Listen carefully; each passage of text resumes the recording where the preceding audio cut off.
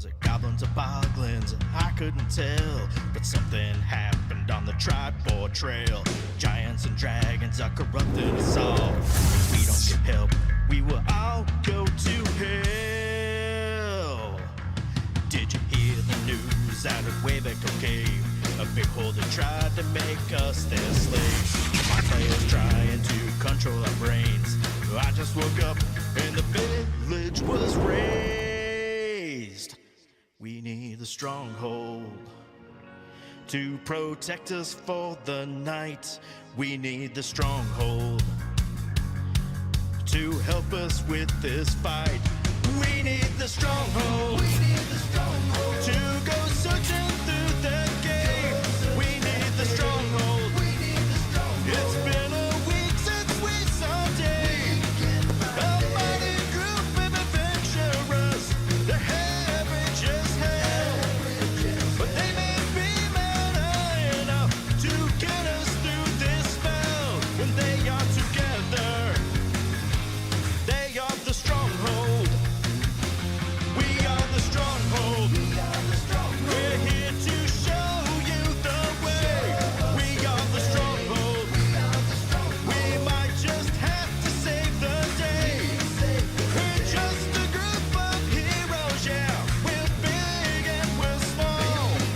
We may not be the best in town, but we answered the call. When we are together, we are the stronghold.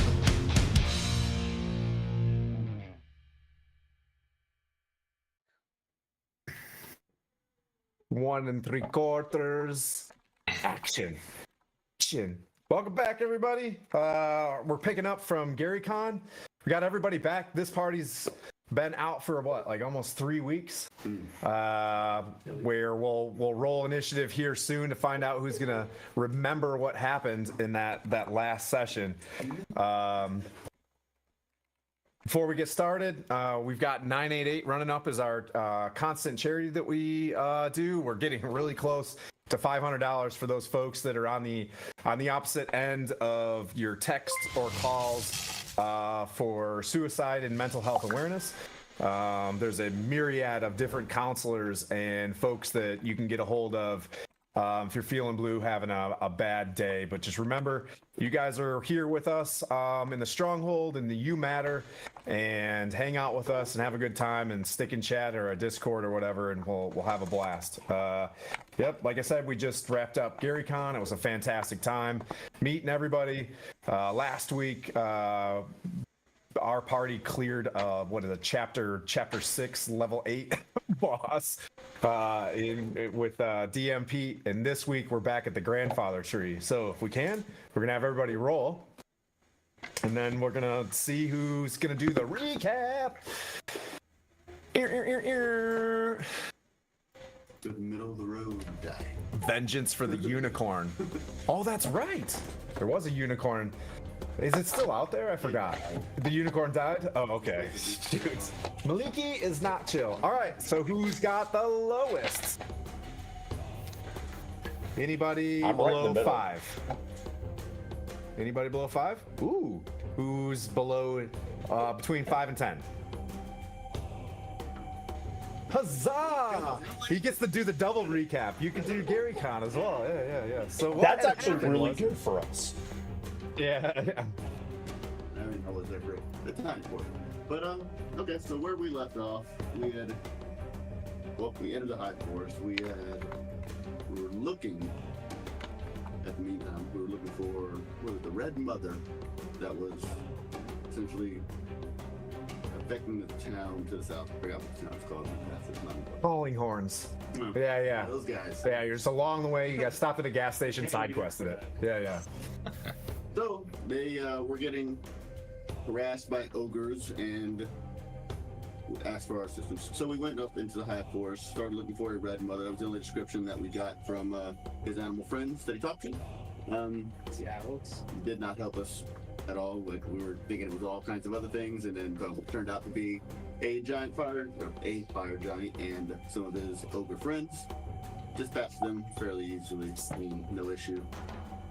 Took another rod of Vonendite, so started doing some direction finding, and found nothing. Nothing was in our radius of using the rods. From there, we went into the high forest to find the grandfather tree. Oh, we took a night's rest first, and that's when I received a vision from Hieronius that there was a glowing rod atop this tree that was of the utmost importance, and I was supposed to do something and save it, and all will be well with the world. So that plays into it. So we went to the grandfather, or a clearing in the high forest, and started talking to a gnome who was really, really green. Started talking to a giant tree that showed up, and they're like, "Hey, stuff's really bad. We can get you there in no time." We're like, okay, cool. So we picked up. Who did he pick up? Picked up 2 people. I don't know. Picked up 2 people, and they started walking. We came across the grandfather tree's clearing, and there were dryads, there were centaurs, and we could see past the grandfather tree, which that 50-foot wide base and 350 feet tall tree itself, stone giants, elemental stone giants that throw rocks and hurt real bad. So we were fighting up the dryads and the centaurs, doing pretty well, but these rocks kept coming in, they kept coming. Trying to complete my god's mission, I'm like, boom, summon Steve, let's go up this tree. And then my conscience got the better of me, and I was like, I better go help my people. So I jumped down. Bad decision. Getting unconscious, horse starts dragging me off. And then from there, everyone else in the party starts getting knocked unconscious. So that's where we left off. In any uncertain terms, we were doomed. Gary Kahn picks up. When I come to, I am essentially revived by historical walk-ins. Like, oh, whoa, like, hey, thank you, guy. Immediately, my steed's right there. I mount on it, and I see that they are still fighting the same enemies that we were. So, run off, smite, start hitting Lots of giants, start hitting everybody else. Me and the adventurers that were our saviors at that point in time were victorious. One of them climbed up the grandfather tree and essentially tackled something off the tree and just demise the last track. But that was where we left off as they came crashing into the box. Another tree. Well done. Just a JD inspiration on that one. Thank you for the up. So all the donation. inspirations we'll be able to pass off to whatever. Oop. Big time thank you for the donation. Yes. Thank you so much. What's that? Said he was reading my notes. Where's my word? So yeah, you guys went into the high forest. I think you guys got a map from the other party. There was something in the forest that you guys were looking for, or else why the hell were you going to the grandfather tree? You guys went there, and you started getting visions or whatever that you're kind of on the right path. I had a chat GPT assist just in case I wasn't inspired enough to give this part. So for all intents and purposes, and I see you out there, Sean, and so you guys, a bugbear barbarian tackles a vile, blighted, bushy mound off the top of the grandfather tree, falling 350 feet. As this kind of occurs, the shambling mound engulfs this barbarian, soaking up. If you grapple something that has an engulf, technique, I'm just going to count that as you are willingly engulfed by said monster. It falls and falls, bouncing off branches, hits the ground in a big skadoosh. You can tell that this was probably a source of the blight of this tree, as static and lightning tendrils are attached to this thing as it fumbles to the ground and hits with a large impact. The party members, Point, you're off underneath one of these other shadow top trees. There is a stone giant as you come to, dead. Like the one that knocked you out is now dead there. Your head is ringing, your bell is rung. You see, you feel the footprints of a humanoid running away from you, back to this tree. you hear almost like there's other things going on. You know, there were dryads, but you're getting the sense that something else arrived at the tree at the same time. Gwen and Blandina, you're behind Turlang.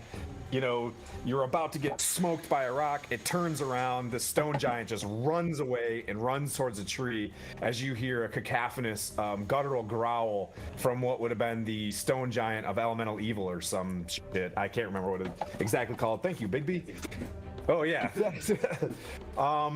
But your guys' bell are also rung. So we're doing the, you know, Saving Private Ryan moment where you hit the beach and you're all jacked up trying to get things going. Quaddle, you're dip, duck, dodging, running for your life in the tree line as well as you start seeing figures running back and forth.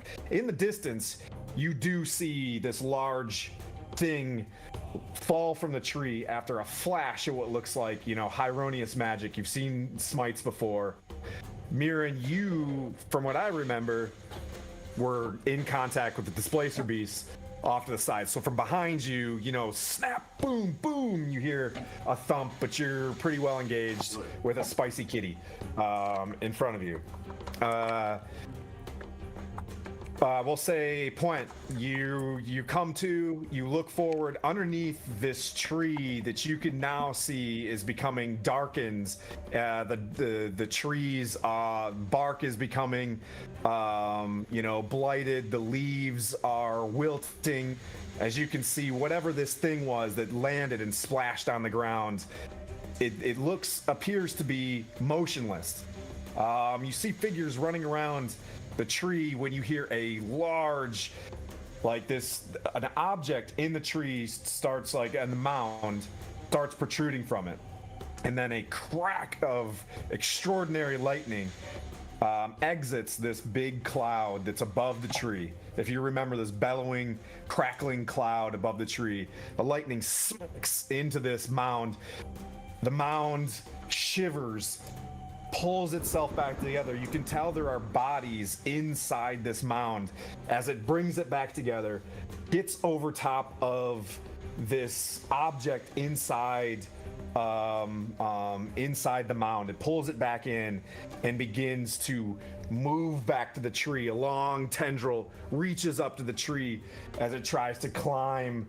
You know, it's at the base of the tree now as it begins to climb back up and continue on to what it was purposely doing. That being said, we're going to re-roll initiative and we're going to stay in this fight. Can't we just go home instead? Yeah, sure. Yeah, no problem. Got a 0? Give a -1. Nice. I just want to let everybody Zero know is new team. that was a Gygax nat 20 on initiative. Nice. Cheese, Let's thank see. you. We're gonna go 20 to 25. 22. Blandina. Nobody. Okay, 15 to 20. Yep. 16.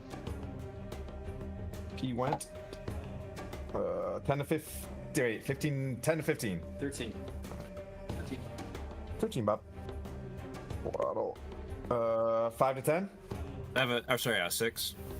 Okay.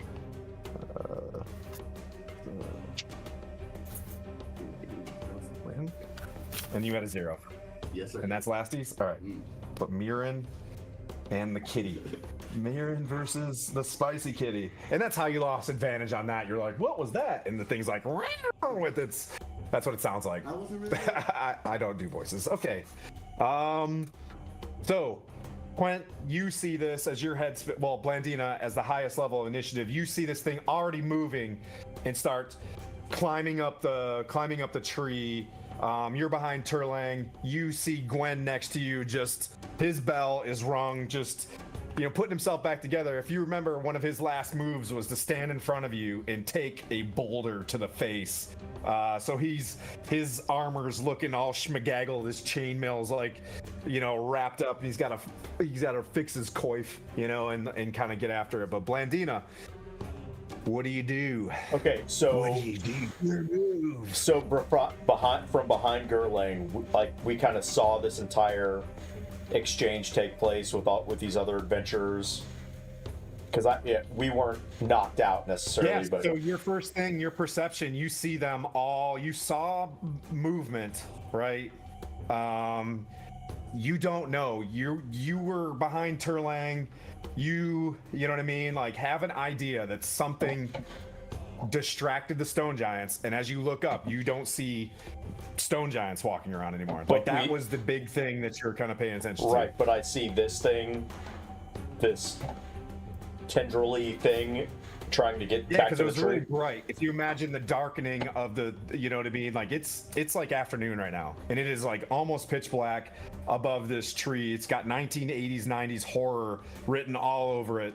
You know, is this thing is just like crackling full of lightning, and we're gonna go with 80s CGI on this. You can see the cotton. You know what I mean? Like, as this thing is flashing, Nice. more horror-y. Then I'm going to. I'm going to grab Gwen by the head and go and give him a kiss and be like, "Thank you so much for that." And I'm gonna reach over and just magic missile at the shambling mound. Okay. All right. Level you take 3. a shot. Level 3. Level 3. Nice. So that's gonna be 5 magic missiles coming at it. That's a lot of missile. Then that puts Point on deck.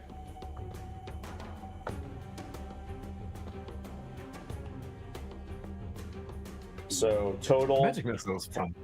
total is gonna be 7, 10, 13 damage. Damage 13. All right. Okay.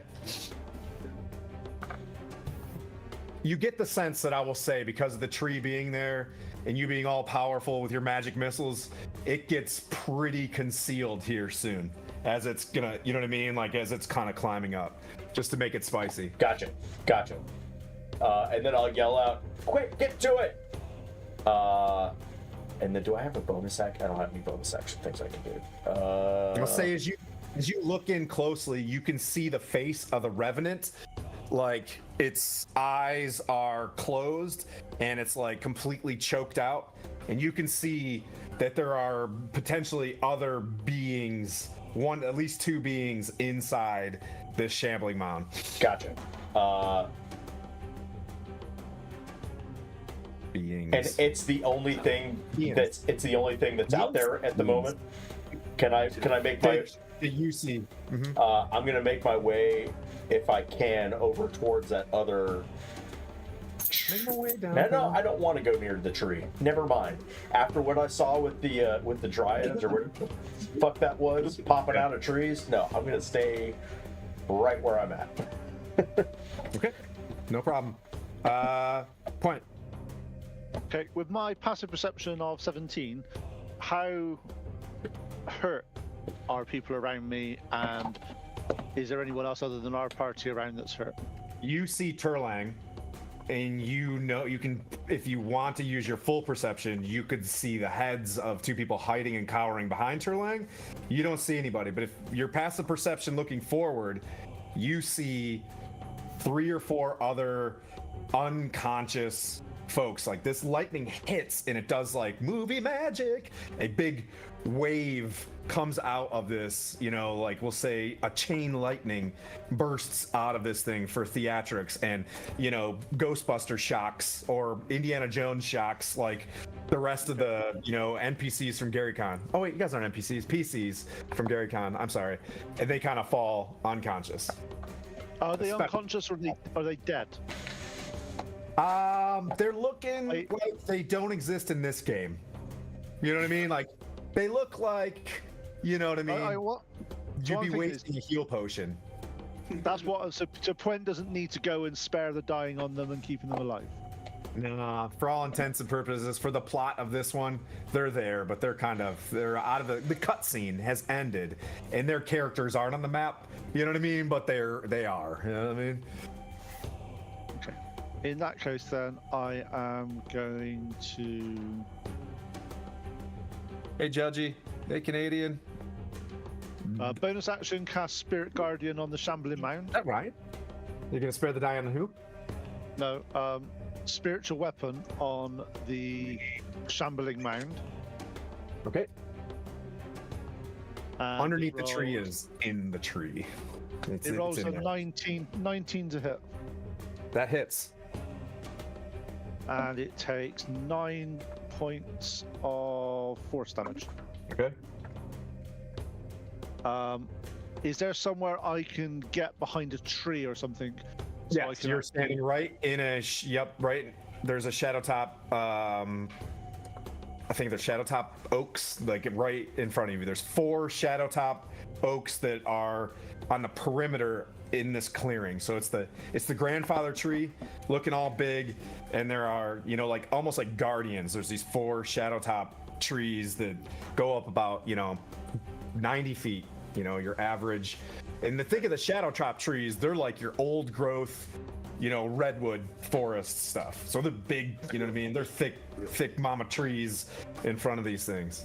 Okay, I'll do that. Get behind a tree, and I'll heal myself because I've only got 6 hit points. Nice. Noted. Good move. Yeah. And that brings up a kitty. So we'll go.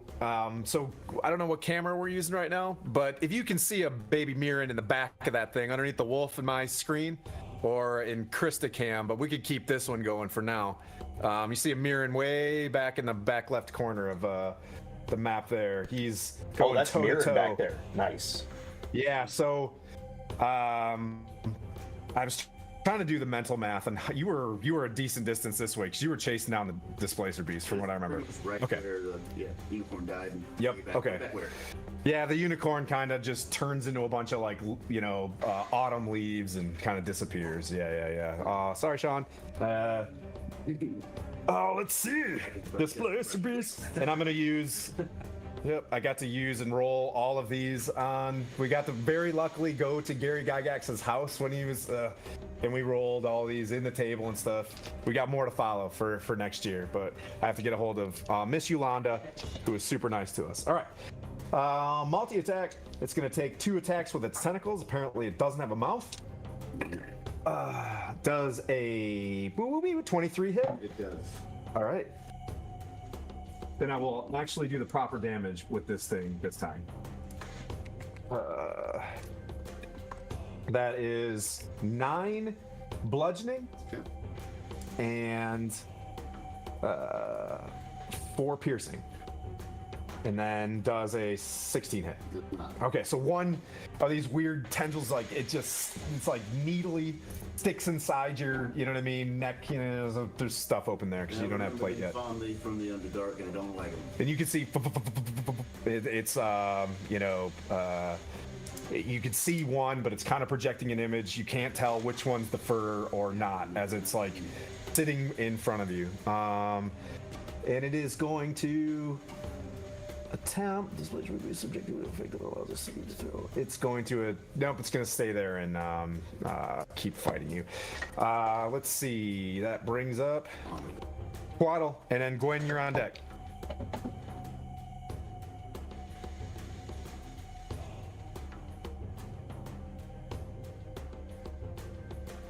So I'm going to shoot with you.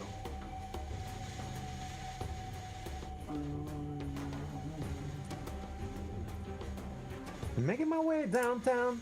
Go there. And, I'm gonna shoot the revenant that's closest to me. The who? Zebea. Oh.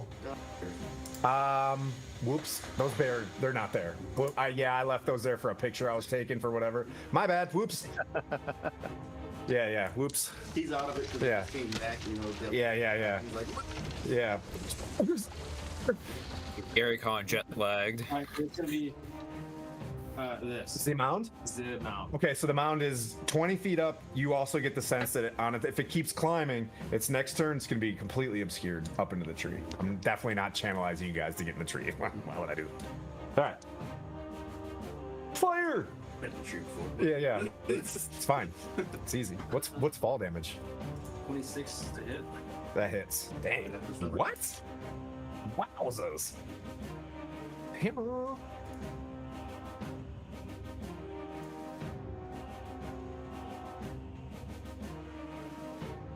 is 8 piercing, Okay.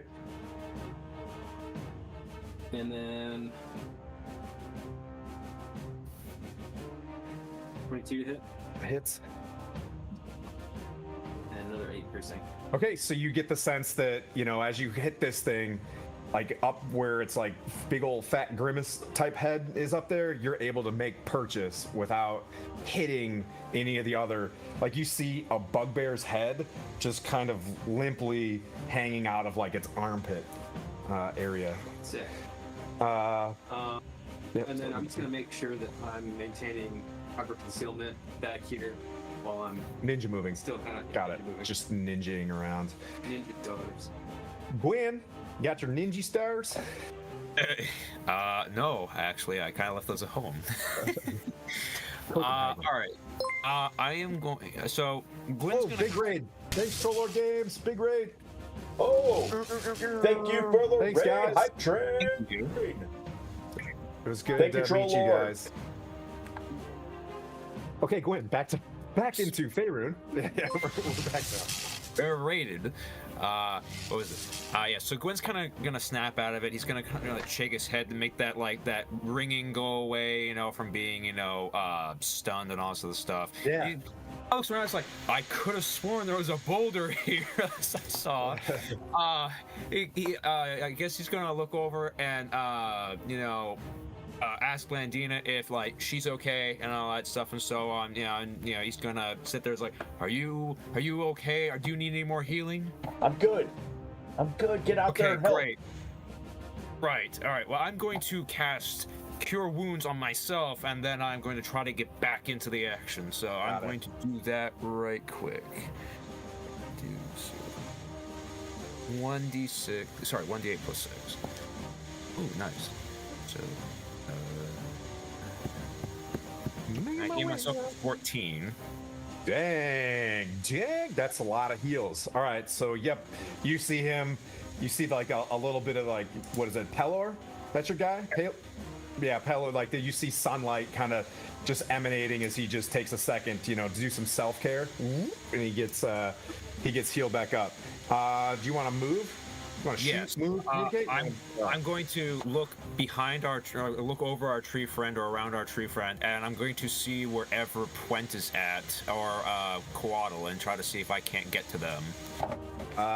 Yep. So probably 60 feet away, off to you're behind Turlang. You see him. His eyes are all looking googly.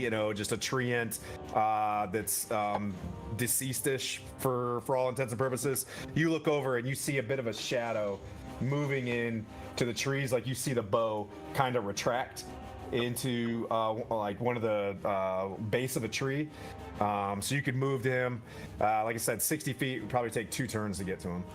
Okay, I'll do that. I'll just try to get to him as fast as possible. All right, we'll theater you move laterally across the battlefield. Looking over there, you see that these large giants are just kind of piled up. 3 of them laying down. You're like, oh, okay, and you still see Mirren as we transition to you. Behind you, you can still see flashing of thunder and stuff like that. But there you are. You have the spicy kitty with its displacer beast. These are my displacer clappers. Being that it's quite a formidable foe, I'm not going to turn my back from it just yet. I'm just going to yell back to the party members, which I think are still there because they saved me. Think no of it. Like, I hope you're still doing fine back there. Take care of that there thingy from the tree. But The cat is just kind of sideways looking at you, just, getting there as any animal, any beast that gets squaring up against like another, monster. It's just kind of sitting there, beast on beast. I know your style. I know your kind. Let's go to myself. I have no spell slots. Ooh, tight. To swing a sword at it twice. Delicious. Yeah, that's all that is. Which it'll be a, let's see, plus 7, 21 to hit. Bats. Yeah. And the other one. You roll disadvantage? I'm sorry, because so roll. I'm sorry. Would be a not to hit. And Okay. The second one would Yep. As you say, I know your ways from the Underdark. you see the ripple whoop, whoop, whoop, whoop, as you go through it, and you're like, damn it, that's right, I know your ways. Whoop, whoop, whoop, whoop, and you went through again, and the cat's just still kind of sitting there, eyeing you up and getting ready to strike, or it looks at you with a bit of familiarity. You can kind of feel like it's used to seeing drow, probably abusing it or whatever. Let's see. Yeah. It doesn't like you. Mound goes out of view for the party as it gets to 40 feet up of the 350-foot tree. You feel rumbling this round from the cloud. You get the sense that it rumbles, there's flashes, and then boom, a big hit of lightning, and it definitely affects the grandfather tree. For anybody with empathy packed in this thing, when you see this hit, when it hits the tree, like these darkened, veins kind of start traveling up it, very Stranger Things-y. It's not a very chill look to it. You did, I would say, you get the sense that you all know that Asa, in some sort of way, her revenant body was inside the mound. Let's see. That brings up Blandina, 10 point. Seeing Gwen peel off towards Puent, and I lose sight of the mound. Yep. I'm going to run up 30 feet, Okay. and from that point, am I still unable to see anything? Or is it? Does that vantage point getting that much closer? I would say here's how we'll do this. If you move forward at that pace, you can see it, and if the next round it's gonna we lost he'll be back. You get the sense that you'll see him probably the next, you know what I mean, like you can see the base of him, so yeah, you can get a strike in. Oh, so I can see, if I can see the bottom of it, then that's perfect. Thank you for the follow, Yep. Rafa. So from this point, fireball. Oh, Tree. do it. Burn the tree. A fireball is not going to burn down the tree. Big ass tree. It's a big ass tree. So it needs to make a dex save, 15. 50-foot diameter base. Thanks for the follow, It's Iculus. pouring rain. Huh? I said thank you for the Dex save? follow. Dex save is 15. This thing's not dexterous. Yeah. So a pea of light, is in your hand and launches. 6, 8. Boom. Oh, it's a lot of d8s. You do, you've probably, you're like, ugh. You get a weird feeling when it strikes the tree. You do feel like a little bit of, the scales of your heart kind of like weigh against, like, oh man, that sucks. You're feeling a strong relationship with the tree. 26. That's I just before he even said that, I was like, it's not chill. Okay. Yeah, as you see just a massive explosion hit, it's just like downpour of rain is the next thing that you know, like, okay, fireball, got it, but the rain is like, it looks like a rugby pitch on a pouring rain day. Like you can tell where the giants were walking around, it is just a sloppy mess underneath the tree, and you get the sense that this was like a very sacred grove at one point in time, and this is got to stop, right? Like this is a holy place for natures. Blandina, you skadooshed, you move forward. Skadooshed, Got move anything forward, else? skadooshed, and that's it. All right, that brings up Puent, and then the kitty cat's undead. Oh, Puent, we got a picture? Oh, okay. Are you with us? I'm with you. Yeah. Come in, Ova. Okay. I think there's something went slightly wrong with the stream. I think 'cause I lost sound for a bit. So. Can everybody else hear us? I don't know because I'm no longer on the screen, and Skylar is. Ran off. Neil is in Skylar's one. It's all the pictures have moved around. All right, let me check. Yes. I am the new Skylar. Pleasure to meet you. Nope. Stream's up. Stream's doing voices stuff, so you're good. You're just your camera's not on. But that's okay. We can fix that later. What would you like to do? Can you not see the map? Yeah, Pete, your camera is not on. That's the only issue. Yeah, it's because Discord There we updates go. in the background and didn't tell me. Oh, Discord did that to you? It likes to do that. Yeah. That's probably why I lost sound and lost everything. So there we go. I'm going to, now that I've sort of composed myself and healed myself a little bit, I can't see that shambling mound at the moment. She's halfway up he's like 40 feet up the tree. Are you? If Blandina is in line with you, which I think Blandina is, you can see you can still see it climbing up, but you get the sense that the next round you're not going to see it. I send my spiritual weapon towards it to give it a clunk, Okay. and it does 17 hit. 17 hits. Okay, cool. That's 11 force damage. Okay. And as I'm running towards it, the only thing I can do at range, I toll the dead and go dong. Oh, okay. See, wisdom saving throw on the shambling mound, please. All right. Do fail. Oh, that's nice. 21 necrotic damage. Holy guacamole. That was a Okay. lot. All right. 12. Mirren, Spicy Kitty. No. Or do you want to move point? Yeah, I'm gonna have to run. I'm gonna have to run 30 feet in because if he goes up, I'm not gonna be able to see him next turn. This is my dwarven plate mail sound. Chunk, chunk, chunk, chunk, chunk. It's 25, I think. Yeah, 25. baby legs. He's got the dwarven baby legs. All right. I move 25 feet no matter what my encumbrance is, unlike you humans. It's needly tentacles with its weird looking tentacle paws things. One like dodges out of the way, like misses for an 11, and like he kind of holding it back to defend something, and the other one is a 25 to hit. 25 hits. Okie doke. That's 6 bludgeoning, Yep. 6 piercing. Ooh. And that brings up, and it stays there. So it hits you, and kind of reforms its displacement, and kind of just stares at you and stays in range. It looks like it feels like it's got the advantage on this one. So it just kind of like steps back and gets ready to like pounce on you. You know, does that like cat butt wiggle thing? That's what it's doing right now. There we go. A lot more threatening with that guy, though. Yeah. Well, I mean, it's an animal.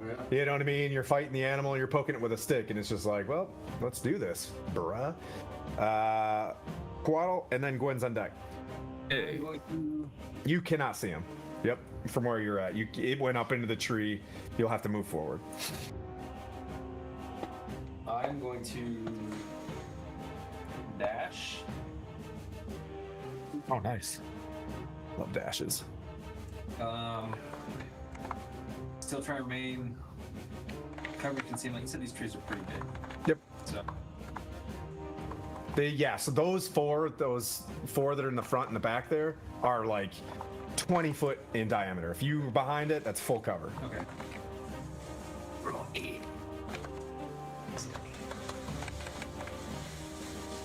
And then I'm going to try and hit them out again. Okay. Oh, nope, you dashed. Sorry, rules. Rules is rules. Bonus action dash. Do you have a bonus action dash? You know what? Yeah, I think that's close. You're right. Okay. Hey, I don't know these things either. I do. You know what I mean? Yeah. Yeah. So you run up and you're like, I'm gonna get a shot. took 6 seconds. And it goes to Gwen. Like, Gwen, you make it over, and poof, like with a splash of rain coming off this tree, and you see him running so hard that like beads of mist are flowing off him, and he's just trying to grab his kit, and he does a knee slide behind one of these large oaks. That was Puente that did that? No, that was Quaddle. Yeah, alright. Do I see Puente anywhere? Yep, you saw Puente, barrel-chested plate mail, just running at the tree, you know what I mean, with his spiky... Did you do spiky armor? I forgot. Are you battle ranging? Okay, cool. It's Battle Ranger-esque. Yep. We're gonna give small spikes. We're gonna give some D4 damage to tackling, just like Manu had if you tackled Manu. Oh, yeah. Yeah. All right. I am going to continue trying to get as close as I can to where Puente is. So I'm going to continue to try to catch up to him. Yep. If you dash, you can reach Puente or Quaddle, whoever you want. I guess I'll go to whoever. I mean, I am trying to get to Puente, so I'll try to get to him first. So I'm gonna, use my dash action and just try to, clear the gap. Well, thanks for all the follows, guys. This is awesome. Mm-hmm. Really appreciate you.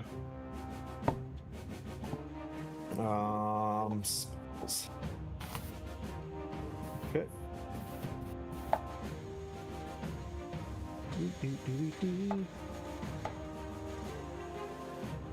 Oh my god. That doesn't sound good. I think that's the end of the turn at the current moment. When the DM goes, "Oh my god," that's not good. Oh no. Yeah. All right. So, Gwen, you went to who? Puente? Yes. All right. To chainmail. You guys see tank energy, holy tank cleric energy. The guys with the collars are going after this thing. All right, Mirren. Noticing that my companion is missing, I will telepathically call out to my warriors and be like, "Where'd you go?" If it's somewhere within a mile of me. Oh, we're here. I trailed off into it's a weird warhorse, right? And it's a summon steed. Yeah, he's right there. It was just like chilling behind you. Like, I think your horse is on. Is he off to the side there? Just Okay. They've been there the whole time. You just Yeah. do anything. I'm just doing horse stuff. This is some good grass. There you go. Welcome back. The horse was keeping his head down because he saw what happened to the unicorn. Yeah, you're like, "Where's the horse?" And he was just like right there. He's like, "I'm being a good horse." You know what I mean? Like, Does flanking work in this scenario? if you're going to put your horse at risk, yeah, absolutely. He's right there with me. Yeah. He's not dying. You can flank. He's a good guy. Yeah, which will bring down the disadvantage if that's what you're talking about. Okay. Get rid of that. Yep. nonsense. Okay.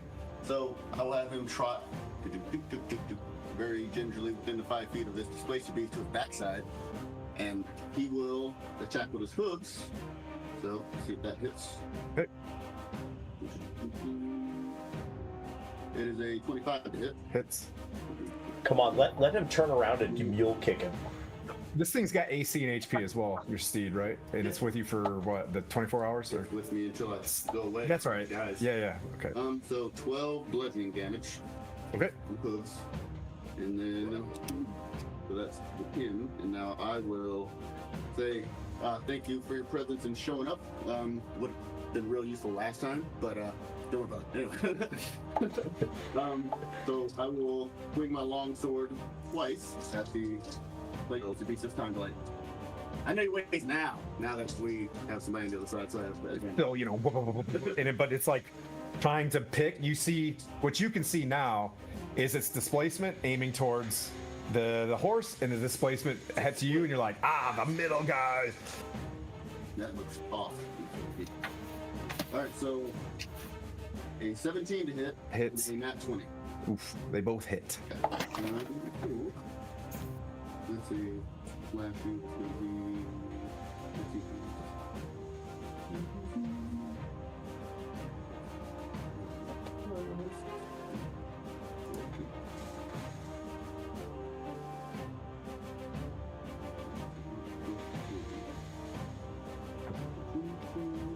slashing on the first hit, and the next one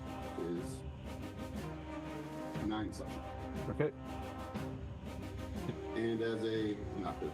Thing's very muscular. You hit it, and you can't necessarily see if this is a lot of damage, but it does, like, you know, and kind of take a step back. Like, that hurt. Not bloodied. That definitely hurt. So, I will use my shield master shove and attempt to knock it prone, which I should have done first when I had 4 seconds damage, but you know, whatever. Hindsight. So I will shove and have a test, a feat, I guess a test of strength against it. Okay. See if it knocks prone. Let's pull it in strength.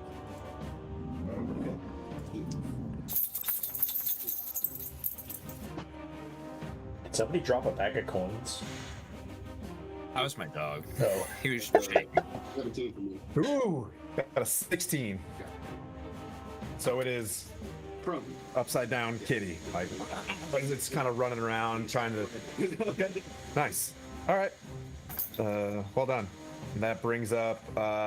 So, mound disappears from sight from you guys again as it's traveling up, and then just a large singular bolt of lightning that the hair on the back of your neck stands up, Mirren, as you see this lightning, and you start feeling like, you know what I mean, like you know that your vision or whatever your call was dealing with whatever's going on here. That lightning, it doesn't seem like this tree to you. There's nature, and then there's this tree is starting to turn evil, right? Like, it's not a chill tree.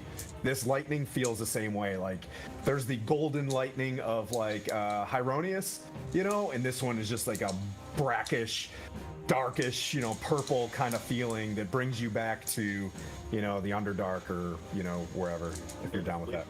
Like, I got things to do. Can you go away? But you see the lightning travel down the tree and stop and absorb into the mound. Whoa. That's like a good sign. That's not good. Oh, so the mound took all the damage for us. That's really nice of it. Did it take damage? Hey guys, can I be excused for a second to use the water closet? Talk amongst yourselves, and we'll begin the round with Wendy. See, No, I am doing badly. So- You're miles away from us, though, Mira. We can't even see you. I'm in the thick of it right now, just, you know, doing things. So Mirren is far from away from us. oh yeah, Yeah, you're the.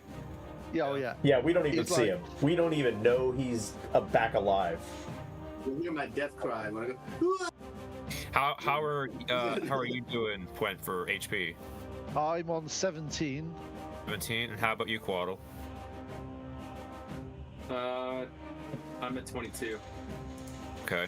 All right. I just need to make sure. You know, I just gotta, you know, dish out all the healthcare I can at the current moment. Or you throw a healing potion. True. And I'm wondering, like, really, how far can you throw a healing Over potion? those mountains over there. Bet you can. Put on an arrow. Yeah. Can you meet up and, like, shoot it at me? Shoot me with healing potion? Yeah, so what you do is you take an arrow and you tie a small bottle of healing potion with some twine, and then you kind of like let it loose and hope it hits him.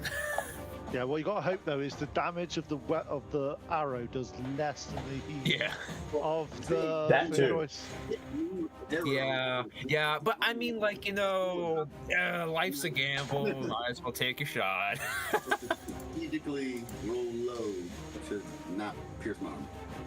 Right. Yeah. That's all it is. Make it happen. Just roll lower than my AC, and I'll be back in action.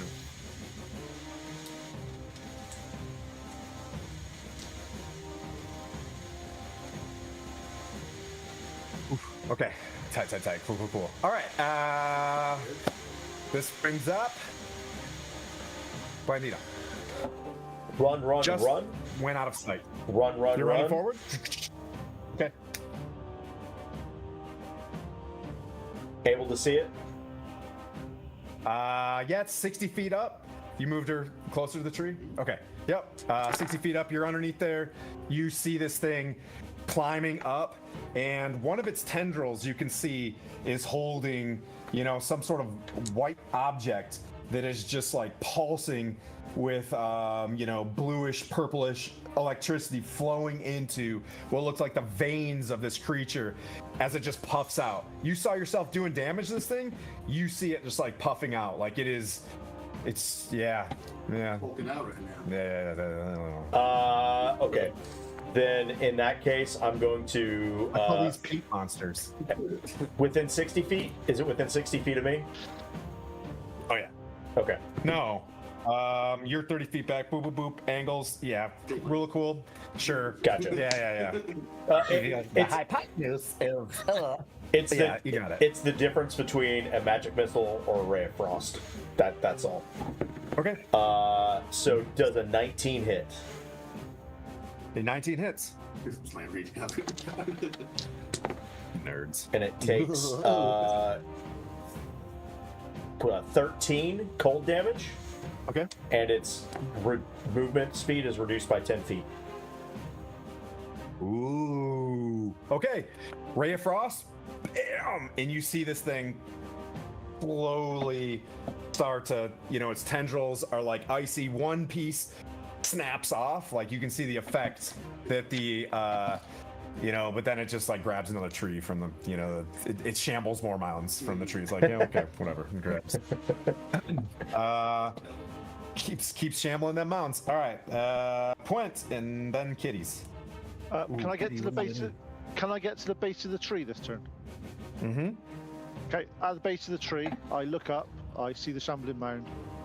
I sense the evil that's perpetuating through this tree and the goodness within it. I put my hand on the tree and I cast protection from good evil on the tree. Thank you. Yes. On the tree. Ooh, I love Dungeons and Dragonsing. Okay, when we step out of just like pure 5e books and start doing things. Okay. All right. Okay. I like that. So you get the sense that when you take the moment to, you know, just touch the tree and you cast this magic on this thing, you know, Moradin, you know, flows through you to do, you know, to take care of this tree that's been around since Clangadin and Moradin and the Delzunes used to run this area, were prevalent in Faerun, and you can see that some of the tendrils kind of relax down into the roots a little bit. As you can see, like this like black, you know, shit, it's not syrup.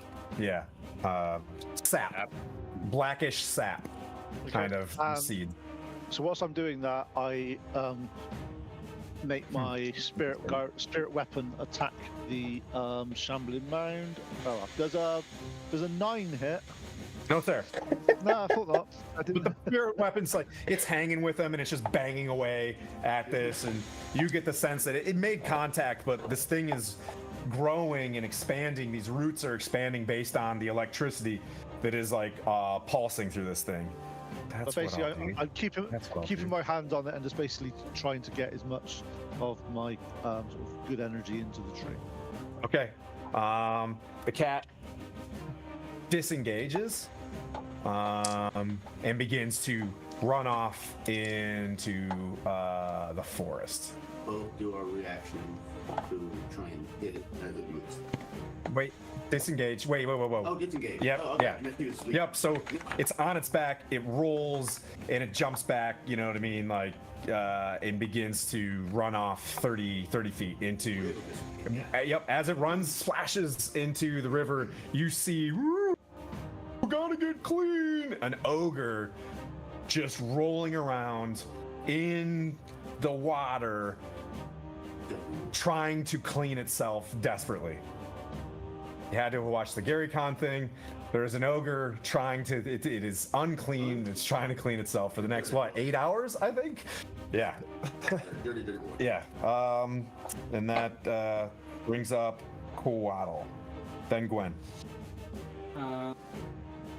I'm going to look up into the tree for the mound, and I'm going to cast second level Hail of Thorns.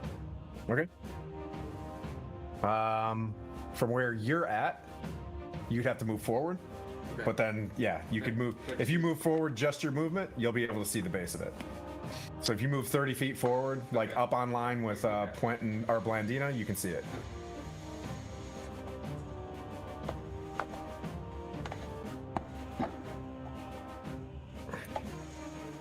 Hail of Thorns, level 2, and then I'm going to take a shot with my longbow. Okay.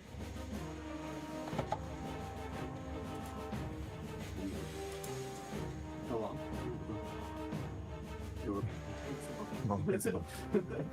Long boy bow. 23 to hit. Hits. So damage from just the arrow is 9, Okay. and then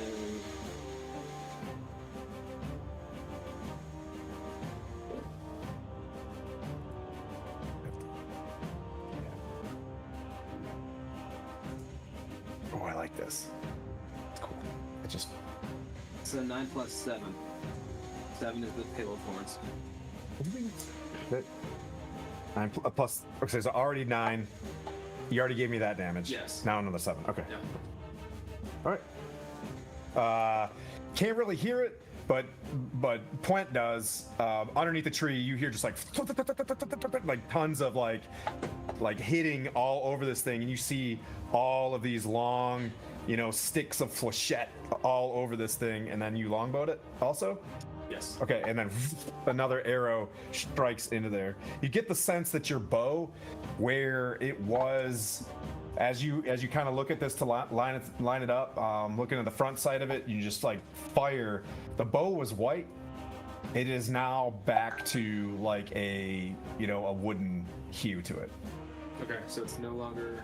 Nope, it's your bow. Okay. You know what I mean? But it doesn't seem like it, whatever energy it has, like just some of its texture has changed a little bit.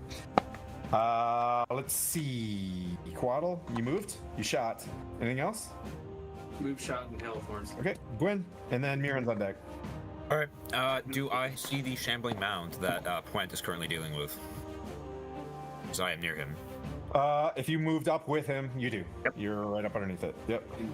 All right. I am also going to cast Spiritual Weapon at level 2 and Hey, Jay. Have it attack it. Get up there. Yep. Okay, so let me see. Is a 21 hit? Hits. Roger. See it? The device. Yeah, For 8 damage. What's that? 8 damage. 8 damage. Yep. Sorry, I was distracted a little bit. All right. That's all right. I'm gonna try and keep Puent covered as best as humanly possible. So. Okay. Got it. Okay. All right. You don't have to.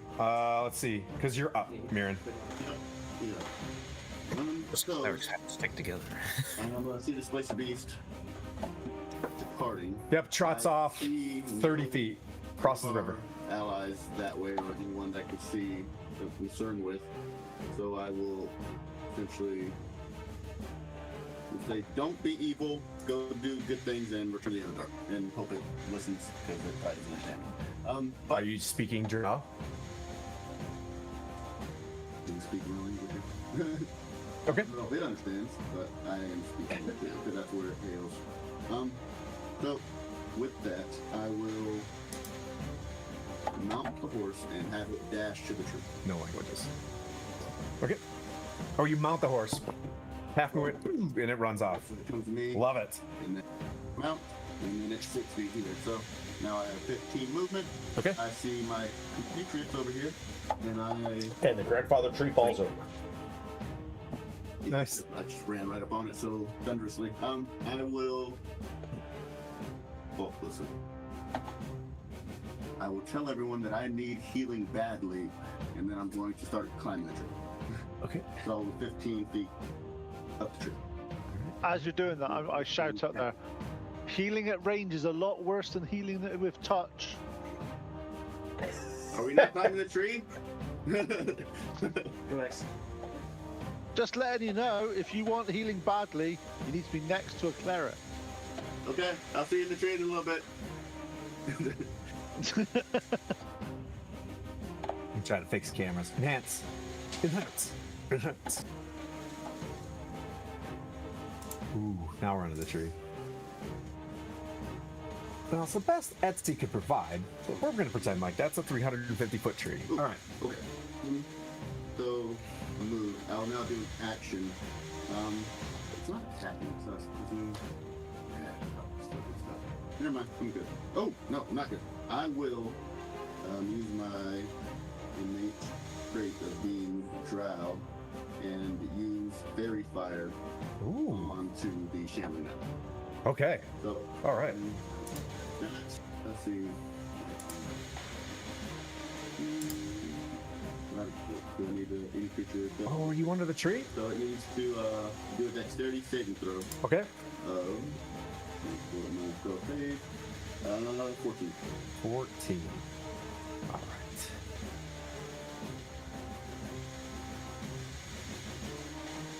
Oh, -1. This thing got a 12. So it tried its best to, like, you know, hunker itself down, but it's so large. The fairy fire starts glittering all over this thing. Everybody else can see amongst the electricity that's like absorbing into this thing. Now it's got sparkling rainbow fairy fire all over it. That is for a minute. As long as I maintain concentration, I'll let everyone know to let loose all their spells and stuff at that bench. Okay. Or, yeah. Mirren's turn comes to a conclusion. You guys saw a round previously, giving the rules of the cloud above you start like glowing and building into you know, a thunderbolt. You're now seeing that. What you see below is the mound.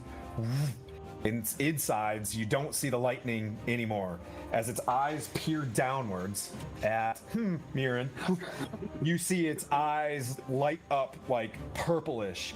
3 lightning bolts form on top of its head, right? And then, as a bolt of chain lightning hit you, Puent, and Gwen. You guys are at the base of the tree, correct? The 3 of you? I'm in the tree. You and 3 other people, and Horsey. So, can I get a dex save Thank you, Dex. from all of y'all? No. Let's see, so let me pull. I forgot I was muted. Okay, so plus 3 on stage, and then 15 plus save, 50. Good master evasion. Let's go.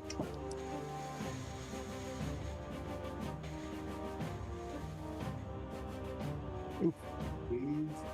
Good, 15. 15 saves. Alright, so I I take got a 14. Huh? I got a 14. 14 saves. What? Yay.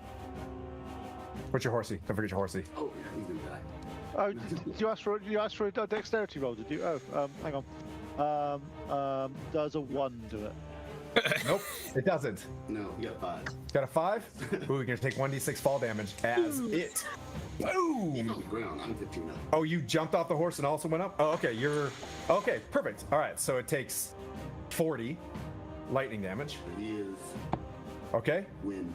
You take 0 as you're climbing up the tree. 40 lightning damage, dear sweet Puent, as a lightning bolt flies off. And I'm on minus 23 hit points. okay, poison. Or Gwen, what'd you roll? I got a 14. You took 20. All right, 20. Whoa, jeez. I'm at 2. Oh god. Fully well knowing this takes about 3 rounds to create, just to add the, as you just see, protection from, and that is a concentration spell. Was it a concentration spell, the protection against good and evil? I'm trying to remember. It is? Okay, so as he was sitting there, you know, holding that, he falls and the glow of Moradin kind of disappears. You know, like 3, you know, large battle shields were kind of surrounding the base of the tree, and those dissipate, or however you want to do it. That brings up Blandino, where your, you know, hair starts standing up like that was a life ender. Hey, puppies. Here come the heroics. It was. Here come the heroics. I'm going to run up to the tree and cast Tasha's Mind Whip. He needs to make a int saving throw. Does not. It's not smart. It's tree good. And it Like, takes book- 15 It's made of tree. 15 psychic damage. Okay. It can't take its reaction, and on its next turn, it can only move, to use its action or a bonus action. It only gets to choose one. So it only moved 15 feet up. I'm sorry. It only moved like 10 feet up the tree because it got slowed down, right? And then you see it just restricting as you're, you know, WWF-ing this thing and just like trying to control this. Blandina's doing all the things to slow this down, shoots the ice, and then, you know, like with her other hand just like does other witchy magic, and this thing starts like slowing down. Are you underneath the base of the tree, or are you staying I back? am under the base of you the ran tree. all right. That brings up Went. I got you. Went. Can you maybe think of something that nobody knows about your character as you're having a bit of a feverish dream?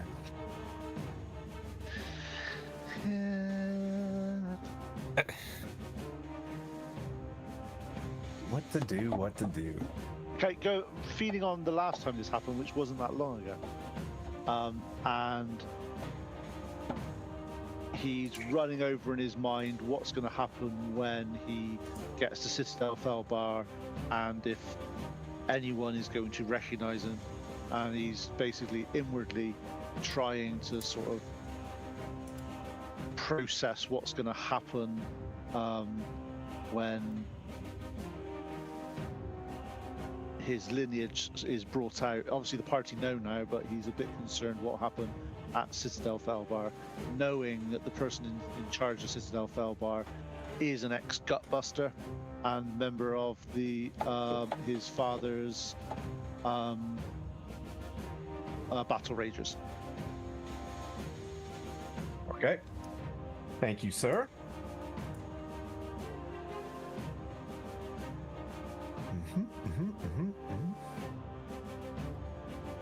That brings up the cat moves away, keeps continuing off. I like this cat's arc. Quaddle. I'm going to. And then Gwen's on deck. I just Jersey mic'd. I almost forgot. All right. Hey, Jersey Mike. His next attack will be in the name of Jersey Jersey Michael. So for the mound, I'm going to, and I messed this up, so I'm going to make sure that I do it this time. When I do Hail of Thorns, I need to make sure that I have you roll dex. Okay.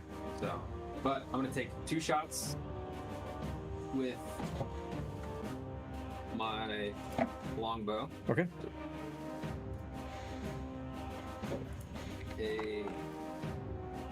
Are you moving forward? Or are you staying? You have to move a little bit forward because it moved up 10 feet. You'll have to move up 10 feet. Yeah. A 27 to hit. Hits.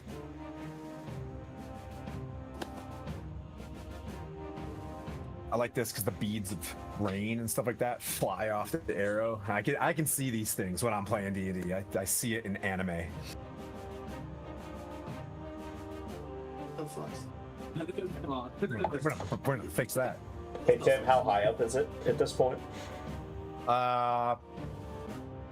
70. 70. Okay.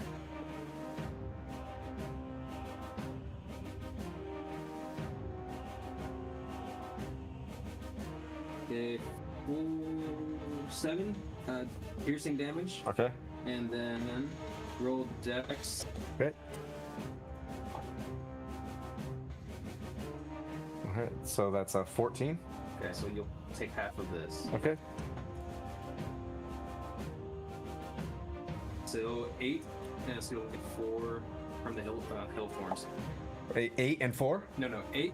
So you'll take 4. Okay. And then my second shot. Oh, okay. All right. This thing's just like struggling to get away. First arrow hits, and the Herald Thorns with his, was it with that one as well? Yep. Yep. Hits it. You can see its tendrils falling away as it's like gripping with like one tendril left on this thing. So 23. 23 to hit. Hits. So 4 piercing from the longbow, Okay. and then roll dex again. Oh, 1. Super tight. Just like lets go. It gets hit with this thing. The last shot. This is the longbow shot? So no. This is the hail Longbow thorns. shot was a 4 Okay. piercing, and then you'll take 18 full little hail thorns. Anyone do this? Ooh. I just want the hail thorns to just cut off every little Okay. you can. Yep. It hits every limb that it's like hanging onto this thing. It falls, and you see it, theatrically, drift down and tumble. It's 70 feet as it slaps into the ground.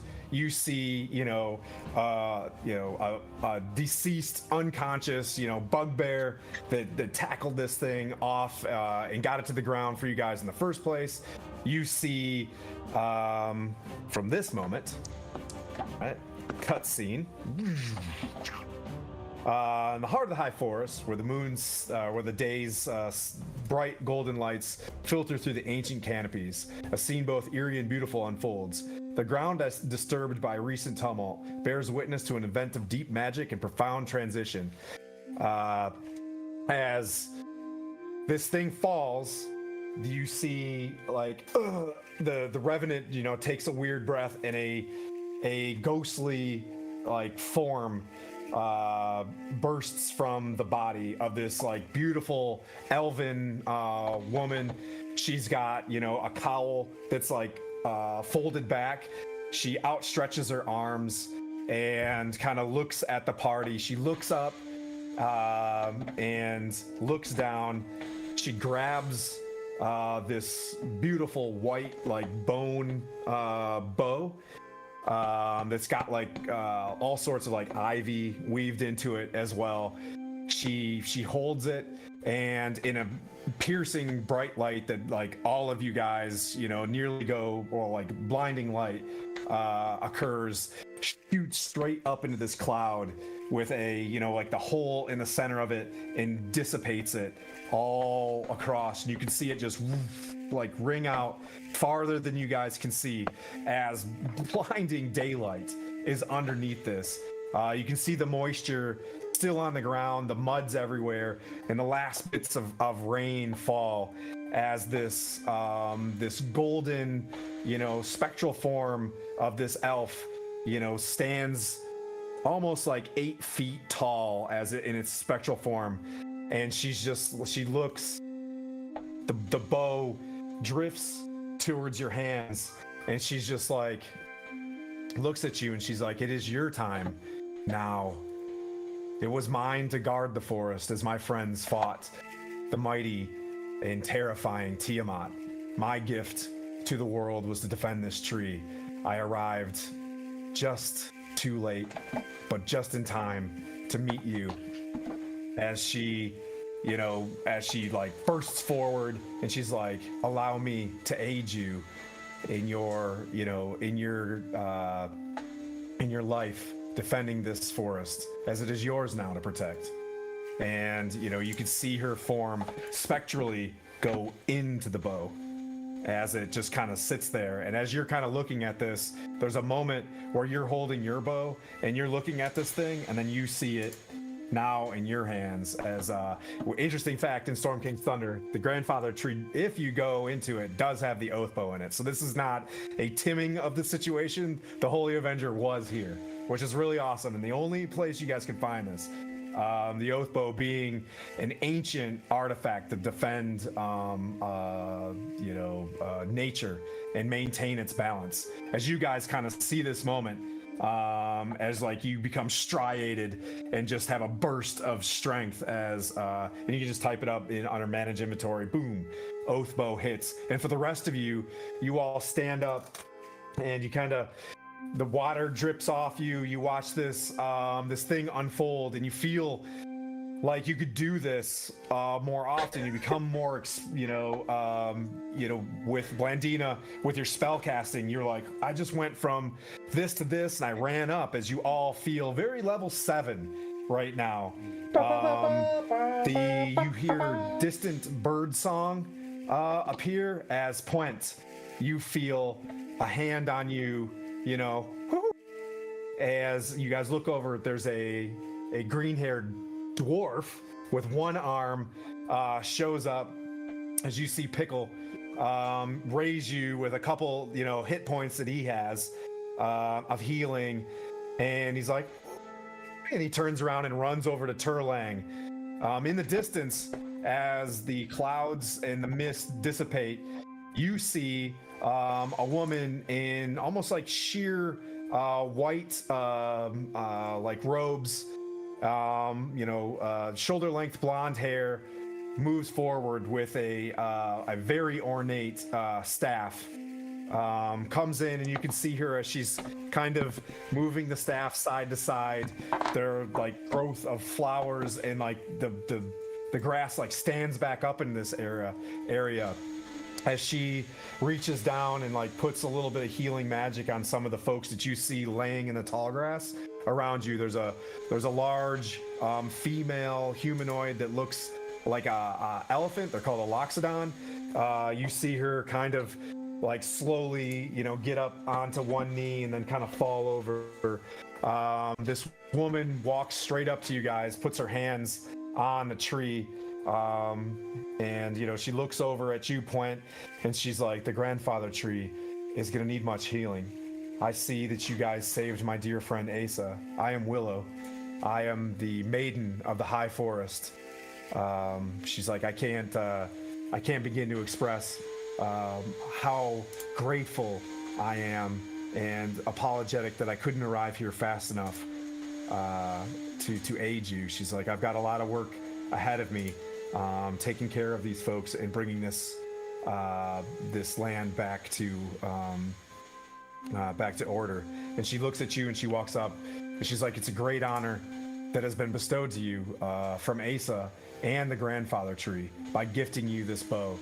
The Emerald Enclave is, as she reaches forward and she kind of points at like your forearm as the bow builds like you can see kind of like an elk tattoo showing up on your forearm. She's like, it looks like the power of the Emerald Enclave is with you as you've ascended in your renown within our community. You'll always be welcome here, and it almost seems like you have no choice. It appears that the grandfather tree and the high forest has selected you as its protector. And she kind of steps back, and let's see, Poison's off, or Gwyn's off.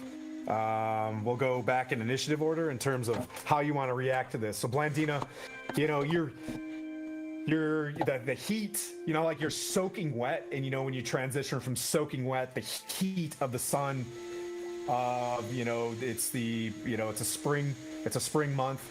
You can kind of smell that the change, the shift from yourself kind of like drying off a little bit. What would you like to do? Do I see Pickle? And then I see Pickle coming, and yeah, yep. You see a one-armed dwarf heal him. He's wearing green robes that almost look real mossy, and he's got like yellowed teeth and green hair. He heals him, and immediately, like, you hear him go, and run off to Turlang. I'm gonna run over to Quint and go, "Don't ever do that again," and try to pick him up, and absolutely fail because I have a -1 in strength. But I'm gonna just like, Quint, don't ever do that to us again. You can't die like that. We need your guidance and we need your strength. Uh-huh. And then I will cast do I even have prestidigitation? I don't remember. If I do, try to clean myself off. I think so. Yeah, you'd clean yourself up. Yep. So you prestidigitate yourself and dry yourself off or whatever, and you get back to normal. Basically, your do hair looks, a dog shake. perfectly- Just shake myself off. All right. Yeah. Your hair falls into a curl very nicely. Puent, you come back, you blink, and you see a dwarf above you, a renowned dwarf above you, kind of just heals you and then runs off towards Turlang.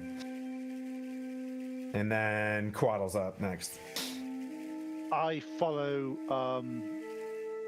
the little green dwarf, and I use my last first level spell to cure wounds Sherlang as well.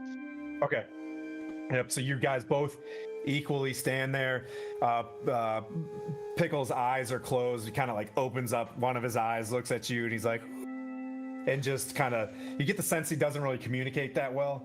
And he puts his hand on you as well, and both of your combined healing of, you can tell he gets some Clangadin Druish power and your Moradin power come together in a greenish, grayish hue to heal the tree.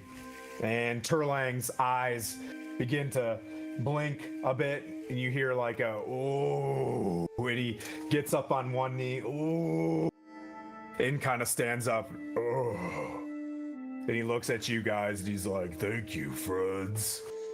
Oh, you saved the tree. Thank you." That's my tree voice. Yeah. It takes a lot of time to speak in Old Entish. Yeah. Trying to bring up Dungeon Master's Guide. There it is. There it is. I need to find one thing real quick. Emerald Enclave. Okay. Okay. Let's see. That's Quaddle. Willow walks up to you, and she's like, "If you don't mind," and she's like, "Your forearms there." She puts out her hand and she holds the tree as well, and you can hear her, speaking in some language. It's called Sylvan, if anybody speaks that. And your tattoo glows with almost like a platinum silver, and she's just like, "The grandfather tree has given you the name Summerstrider in the Emerald Enclave. Like as a last name, middle name, like a call sign, or however you want to do it. But you're the Summerstrider of the High Forest. And over to you for anything that you want to do in this moment." In a voice that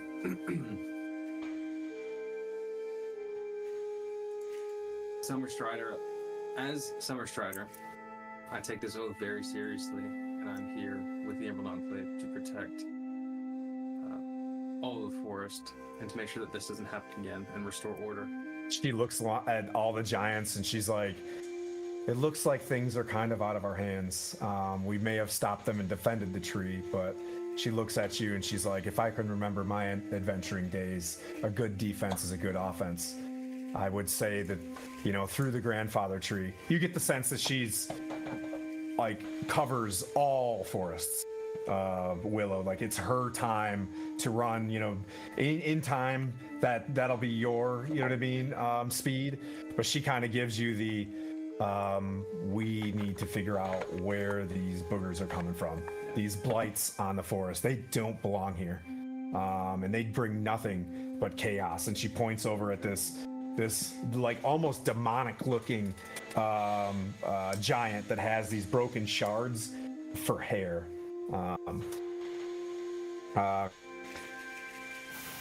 Alrighty. Well, being at 2 HP, I look around to see where Puent is at the current moment, because last I saw he got zapped by lightning. He's over at Turlang. You see Turlang kind of slowly lumbering up, and you know he's got like one branch that's down here. It's almost like he's fixing his hair. He like lifts the branch back up, you know, and like fixes where his leaves are supposed to be. And you see these big dark grayish eyeballs kind of just like open up and like look around all googly eyed. All right, I will walk over and I will go see what he is up to and ask how Turlang is doing. See if I can lend any assistance. Okay. Turlang, speaks to you, and you get the sense that with Pickle being here and Turlang and Willow, they start like grabbing the bodies of the other characters. For all intents and purposes, they're going to be healed for. Well, Discord's being wonky to poor Pete again. Right.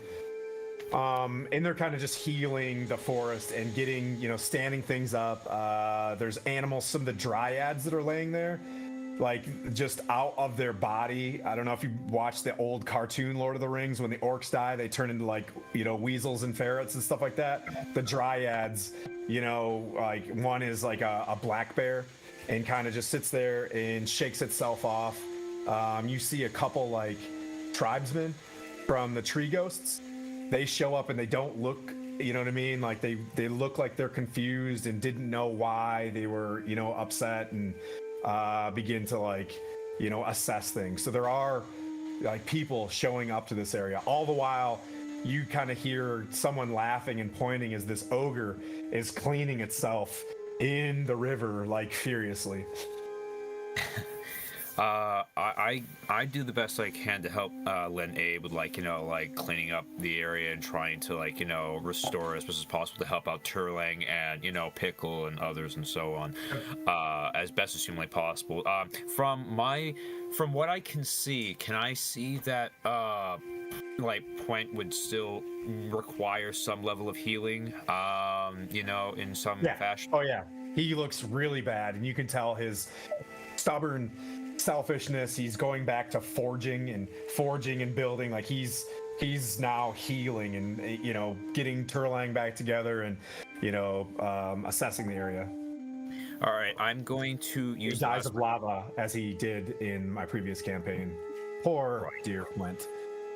I am going to use my last second level spell to give him some HP as best as humanly possible, keep him on his feet. Granted, I only have 2 HP, but we'll work through that. Okay. So I'm going to use it. Oop, wrong one. Okay. There you go. 1 second. Sorry about that. I'm back now. It happens. 10. All right.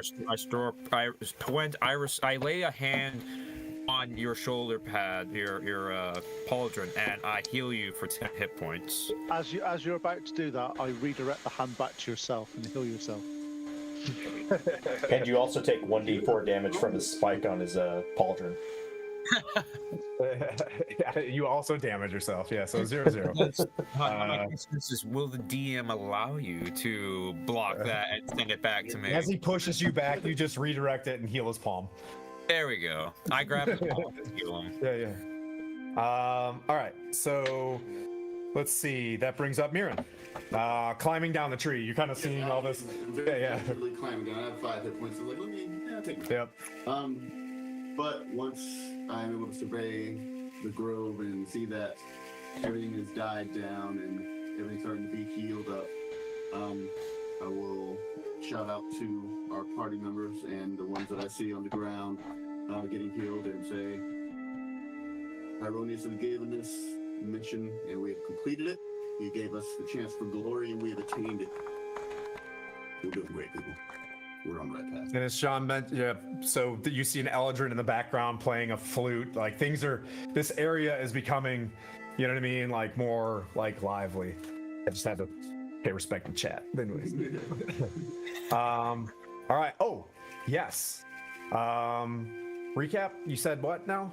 I'm sorry. I was thinking. Oh, well. You mentioned Hieronius. Hieronius Yep. gave us this opportunity to battle to attain glory, and we had. Okay.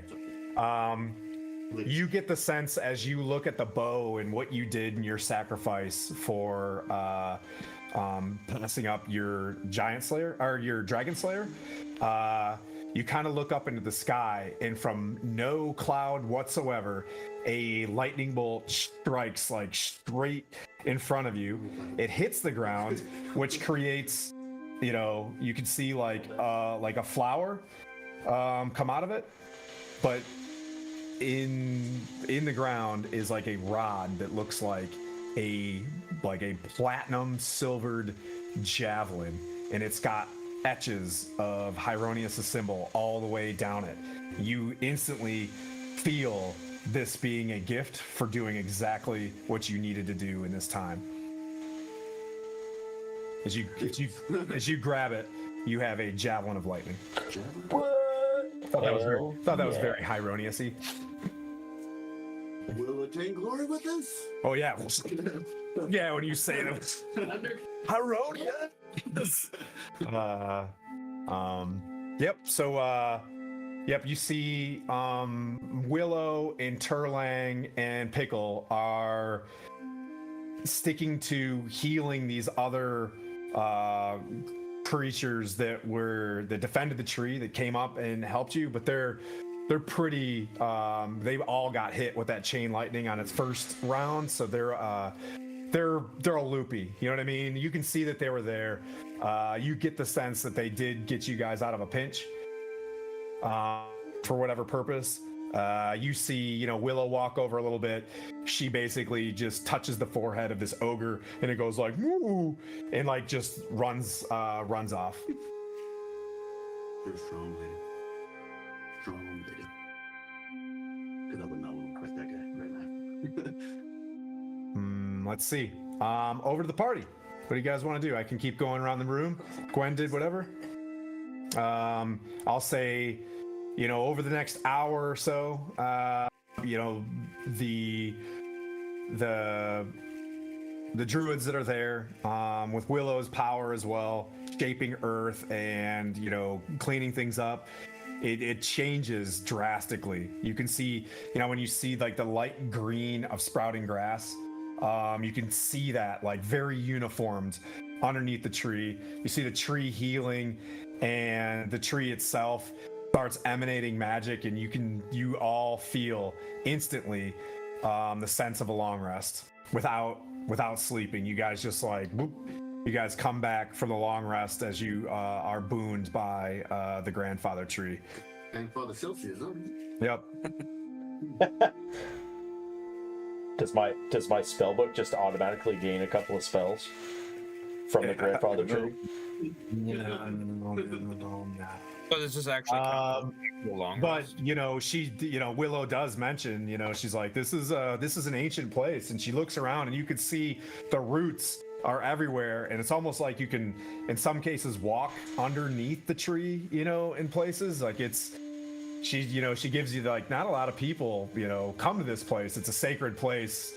The fact that you defended it, you have some time to be here, and you can see that the tree ghosts are standing at the perimeter of the forest, like giving you you get about a day left before the tree ghosts start getting upset that you're here.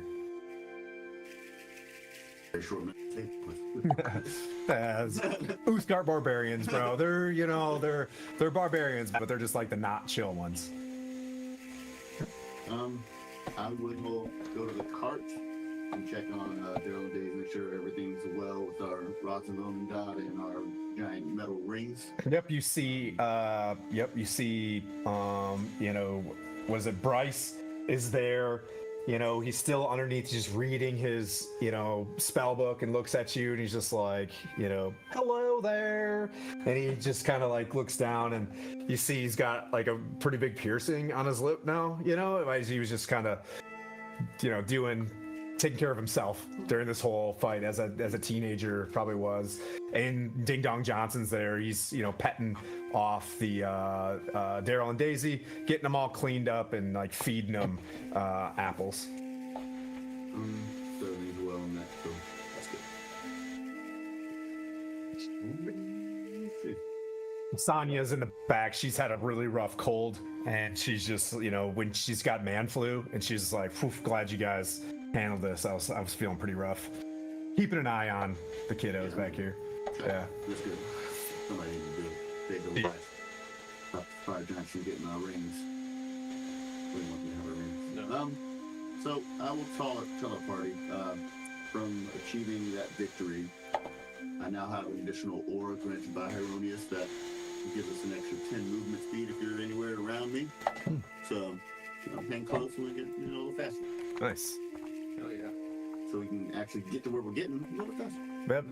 You see, like before you is a pretty bountiful, you know, paleo diet meal around the base of the grandfather tree as well, where you guys. That just appeared. Yeah. It's a pretty powerful tree. It's a big deal. Good guy. Anything else you guys want to do? Like I said, you guys feel fully rested. You get the sense that Daryl and Daisy are going to stay on the outskirts of the. You don't want to like soil too much of this area. You know, it's kind of a no shoes kind of kind of grass. I go and talk to the guy that's. Is it Brent? What was his name? Brent, the guy that was doing all the runes and all that sort of stuff. Bryce. Bryce. Wait, Bryce. who? Bryce. Bryce, because he was doing some research. And he said he found some. He was looking for some runes and all that sort of stuff. And I just sort of go to him and sort of go, well, we got here. We nearly died. It better be worth it. What have you found?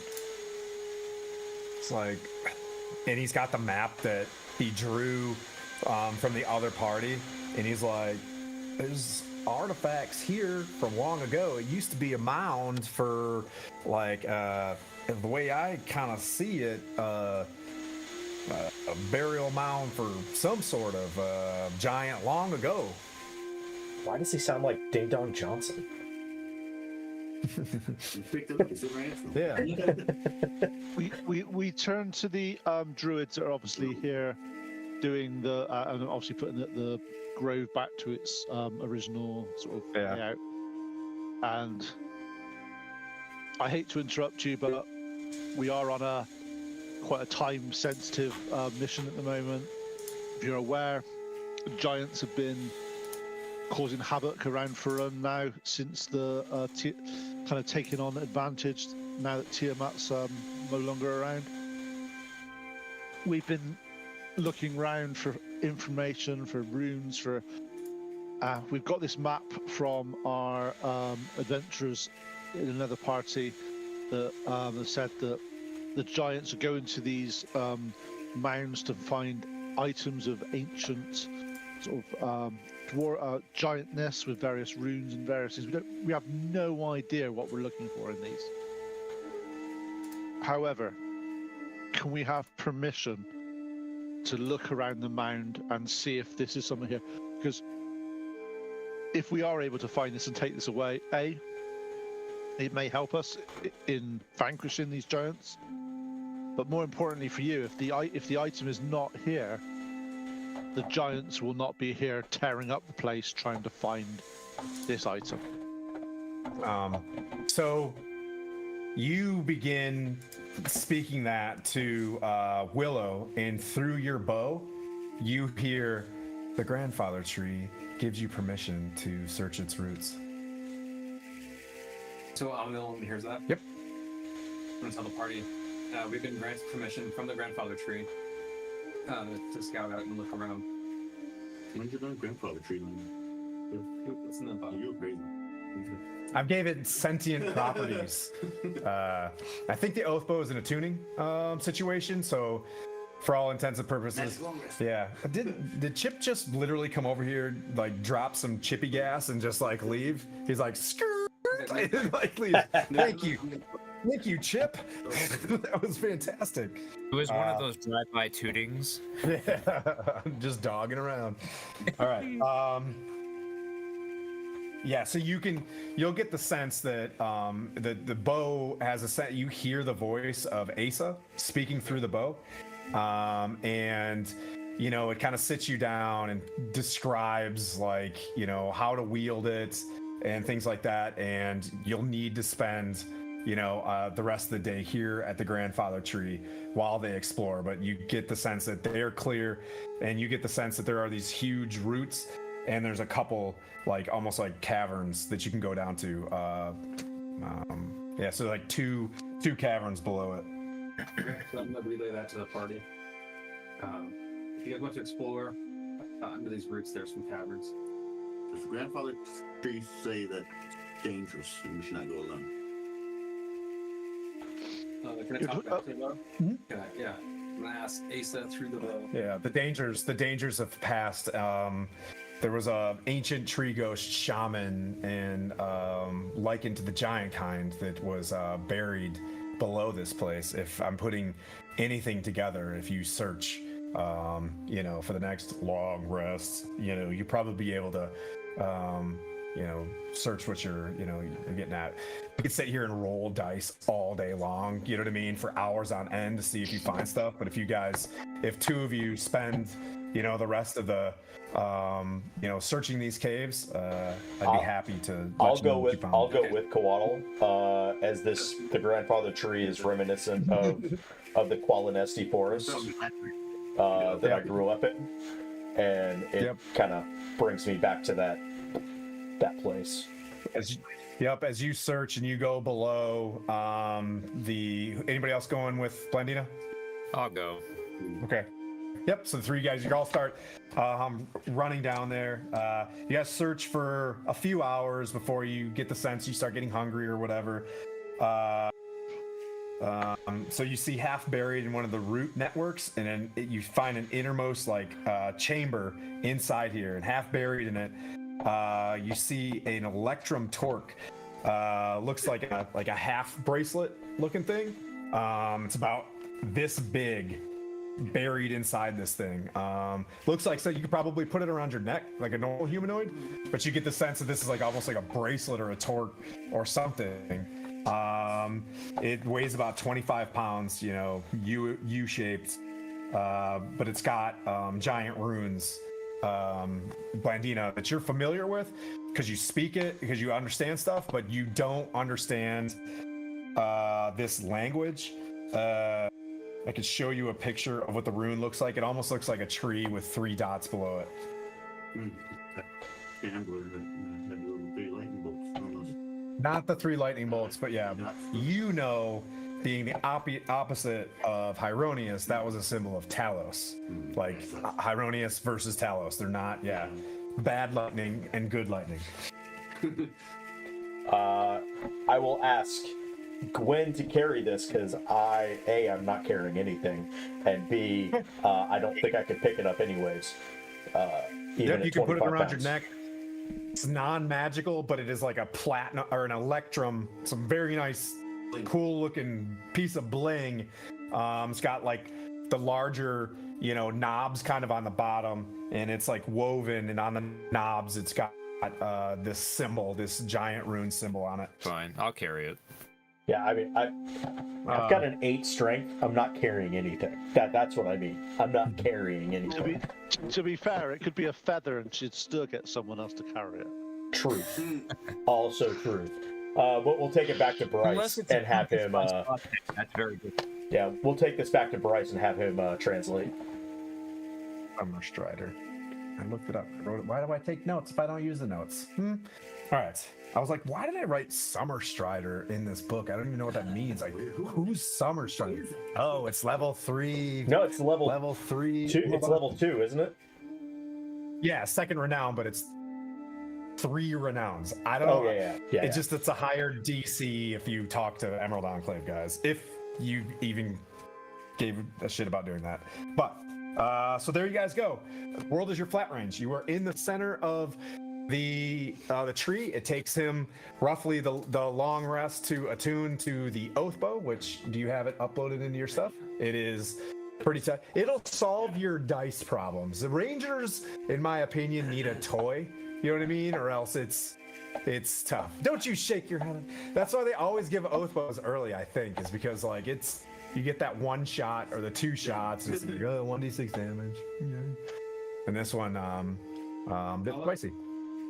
So what you need to do, Kotor, is just multi-class into rogue. You'll be fine. Yeah. The thing that's always cocked. You can always do that. So there you guys go. As a party, what do you guys want to do? I turned to the party and it's like, that was a little bit hairy. That was Glorious. Oh, I agree. that wasn't glorious. That was a little bit hairy. We probably need to see if we can stick together a bit more next time. That was a shit show. Right. That was a proper shit show. Yeah. And I don't- we're victorious. Ever since that boulder hit me, I've been like spacing in and out. I'm pretty sure I have a concussion. While we're doing that, I'm going to Probably a lot more than that, but find Steel, bring back my warhorse. But hey, welcome back, buddy. Okay. Yep. Your warhorse returns. Well, with all the boulders that hit us, I was able to learn how to antagonize and confuse creatures. that's good. Because we need more of that. Yeah. Yeah, so let's see what I- else. What is I learned spells because I always like more spells. more flap? What did I? Conveniently. Level 4 Spirit Guardians. That Damn means it. Tim How is did you even know- how more did you- angry with boulders. Well, no, there's some interesting spells you get being my type of cleric. Yeah, I don't know if you've ever been to Ghazni or Gardez, but you're seeing rocks everywhere right now. Because some of the spells I actually get Wall of Fire. Oof. I also get Fabricate,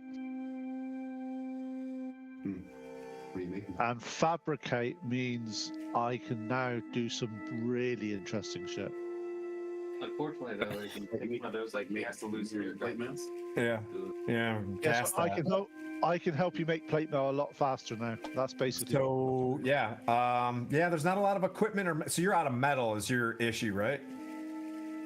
You know, I would say this item of Electrum is worth 250 gold pieces. I've currently got 10 tokens, and I need 15 for armor. So I need 500 gold pieces worth of metal, and Oh, yeah. I can make your plate mail. Okay. You need 500 more gold pieces of metal. Yeah. Okay. I'm tapped out after I gave you back your gold, so Yeah. I'm gonna need your help with something, Pete, and I don't know if you remember. You do get the inkling that you guys were sent to go speak to someone in Everland, and you guys have not received your payout yet for your 30 days of being on contract. And Luckily, I can't remember. Was it 300 for a whole month? Was that what we decided? What was it, Pete? I can't remember. You remembered. yeah, I did. I was gonna have to look up my notes again. 2 seconds. I think it was 300 apiece when in doubt. Well then, split mail. That if you can do it in the night, it'll be quick. Oh, that's true. He wants to offer up his split mail. With that and Fabricate, I can do that overnight because it's that good a spell. That's pretty good. All right. Can you put a nice little lightning bolt in the fist, like dead center? To Ooh. frame Tyrone for me? Ooh. I can do whatever you want it to do. And fly and And Nice. it will have hidden Moradin symbols under the sort of the bits in different places. So just to keep it dwarven. wanted to have a little hidden slot for a cup holder. What is Bryce able to decipher with that? hand it over. Yep, I do. I spend the rest of the evening sort of doing my dwarven-y 4G thing with fabricate and all that sort of stuff. And I totally got to get to Silvery Moon if I want to. If I want to see, you know, folks that could understand and help me unpack this, we need to go to, what is it, the vault? Shit, Silvery Moon's got a vault up there. Sorry, R.A. Salvatore and Ed Greenwood. The something vault in, you know, he mentions that he needs to get there. It's probably the only place in this area. Like, Everland's got the Moongleam Tower, he mentions, which are which are some Harpers there, but they don't have the library, which is the something vault. Okay, just looked it up. It's 100 gold pieces per month. Per person per month. Okay. All right. Yeah, so you guys are due your payout. And we need to go to from here. Vault of the Sages. The Vault of the Sages is where you want to go. Sorry, apologize. Didn't we say that we wanted to, from here we wanted to go to Everland? Everland, yeah. And then we could probably go. Silvery Moon's kind of on the way to, not Mithril Tower, but wherever we were going. Citadel Akbar. Yeah, the Citadel. I think Silvery Moon's kind of on the way there, around the lake, right? If I'm remembering. To be honest, correctly. I can't remember. I honestly can't remember. Okay, where everything's at? Silver Moon's not on the way. It's Everland. So there's this big mountain pass called the Nether Mountains. Big mountain in the center of the north of the High Forest. Everland's to the south. There's a road that splits. Like, yeah, it's about 2 days to the north of Everland is Silvery Moon, and then there's a road that goes to Citadel Felbar. So it's like, you know, stay with me on this. Theater of the mind. About 4 or 5 days away from you is Everland. 2 days north of that is Silvery Moon. If you break to the right about 4 or 5 more days is Citadel Felbar. So Silvery Moon holds the pass that you can break through the Nether Mountains to get to Citadel Felbar. I think that's what I meant. Like, it's not necessarily on the way, but it's kind of on the way. Like, we would have to go through stuff, yeah. If we would have to go through Silvery Moon to get to Citadel Felbar. Yep. Okay. You can see, Willow is packing, the wagon full of food for you guys. Turlang and her are sitting there. Do you guys want to pass through the morning? As you guys, you can always retroactively stuff. So you guys kind of wake up in the morning. You guys are getting ready to go. Willow comes over to all of you and hands you guys all like a medallion, like a necklace that's built of a vine or a rope or something from the grandfather tree itself, with a leaf of the grandfather tree, and on the back of it has the symbol of the Emerald Enclave, as she welcomes you all as Spring Wardens into the Emerald Enclave. You being, you know what I mean, like a big Sarge of the Emerald Enclave. She, because of what you've done, the grandfather tree basically is indebted to you. You all have the for the rest of the day have a bless spell while you're in the High Forest. You are blessed, and today you have greater restoration. If that matters, for any folks that may have lost a limb or whatever. But she gives you all of these necklaces that have Emerald Enclave symbol on them. So that only lasts for the next 24 hours. Yeah, greater restoration for 24 hours and bless while you're within the High Forest. I know this is going to sound very pedantic. I'm just trying to understand. Is it whilst we're in the forest, or whenever we return to the forest, or only this time in the forest? If you return to the forest, and you still have this necklace on, you'll have bless. High Forest only. Make other forest high forest. Well, I'm sure there's a shop in Olympia that Like, this is So if I take a pot of soil from the High Forest Does that mean I'm always got the high forest with me?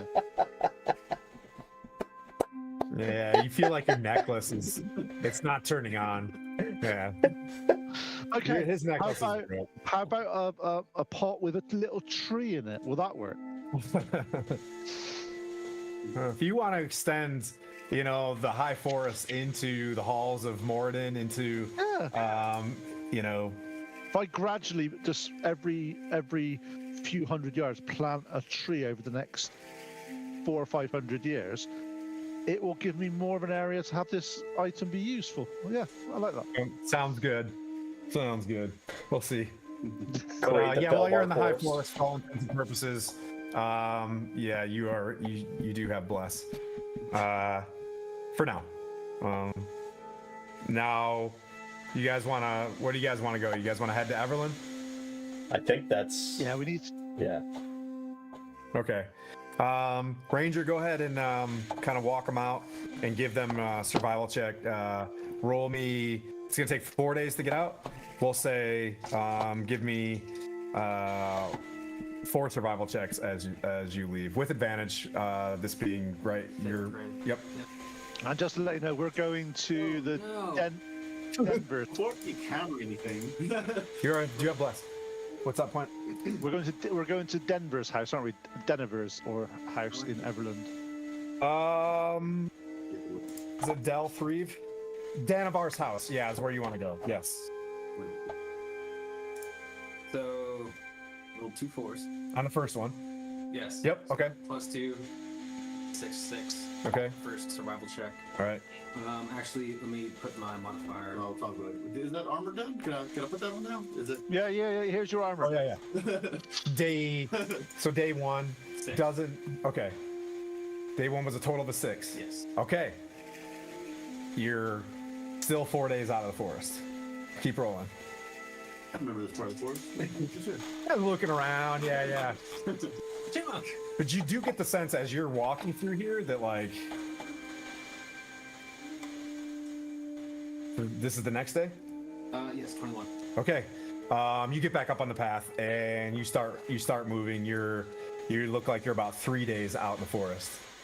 And this is day, I think you guys are at day 37. 37, 38, 39 now. 36 was you're at the tree. 37 you woke up. You're at day 39.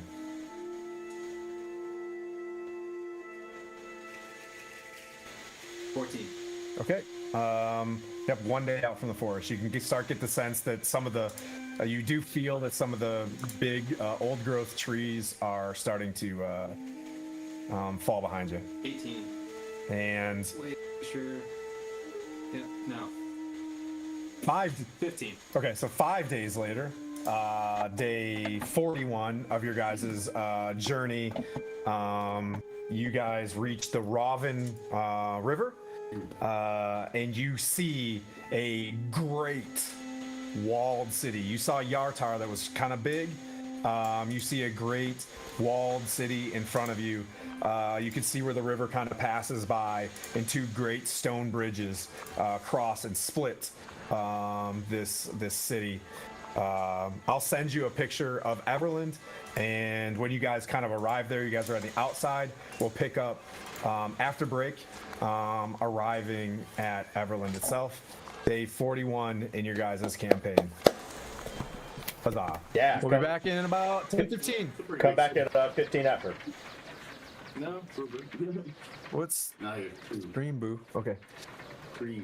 Freeze! And the effects of bless leave you. No, All right. dang it. Darn Okay. it. All I right. got a cool necklace. Be back in 15 minutes. All right. See you, I'll send everybody. you a picture of Everland too.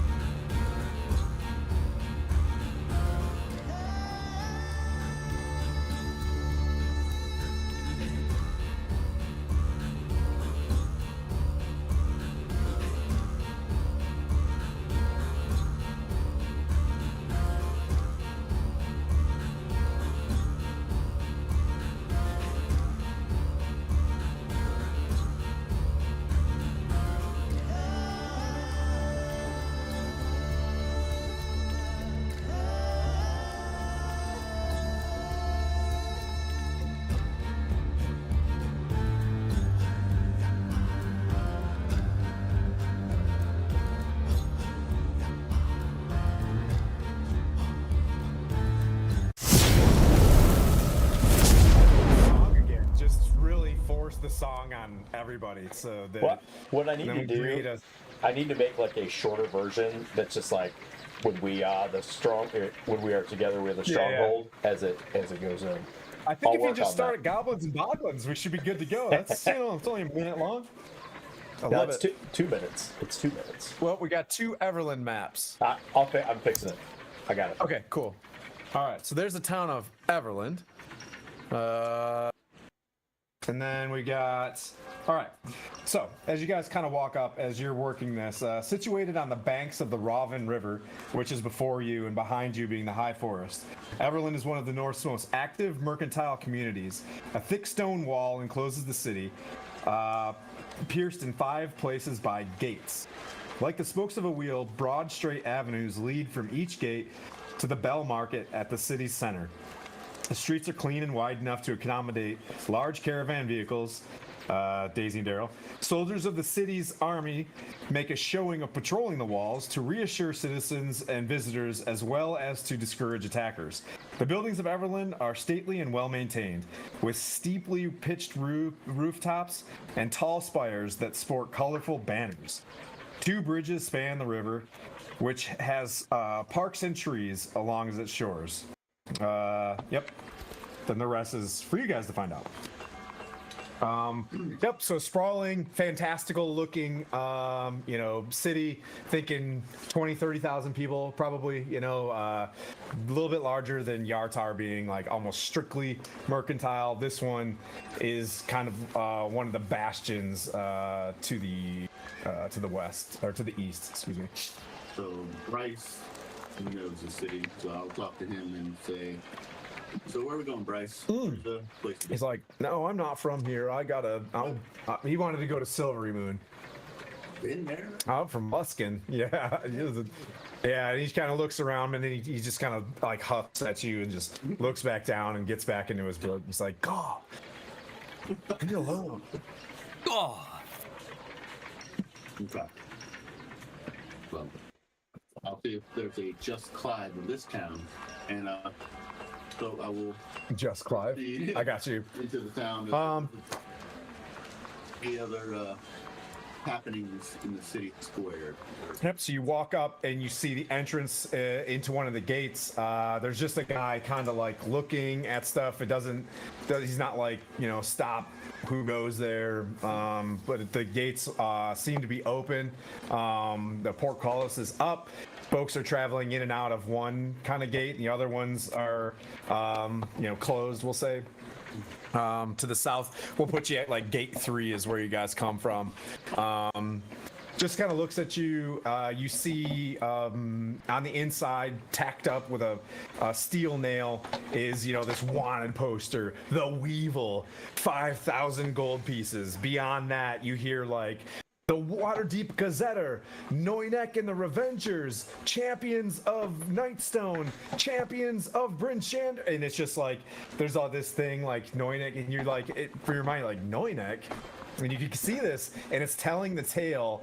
There's like one of those Harry Potter pictures of, like it's a moving thing of Sir Timothy getting knighted in front of everybody by this samurai in white armor. And it's like, like the Dragonoff Knights, Sir Timothy in Waterdeep into the blah, blah, blah, blah. And kind of, you hear people like looking like, oh, it's Noynek and the Revengers. That somebody's got like a little doll, you know what I mean, of Noynek running around. And it's a sense of wow, they're getting all this prestige. Nobody knows what just happened in the High Forest, right? There's also commerce reopening at Noanar's Hold. There's a thing there, and there's like someone's name of like go to Noanar's Hold and things like that. So message did reach that Noanar's Hold isn't necessarily haunted anymore. Yeah. I'll turn to these guys and go, what gigs have they been getting? What gig do they be doing? Oh, if I look at my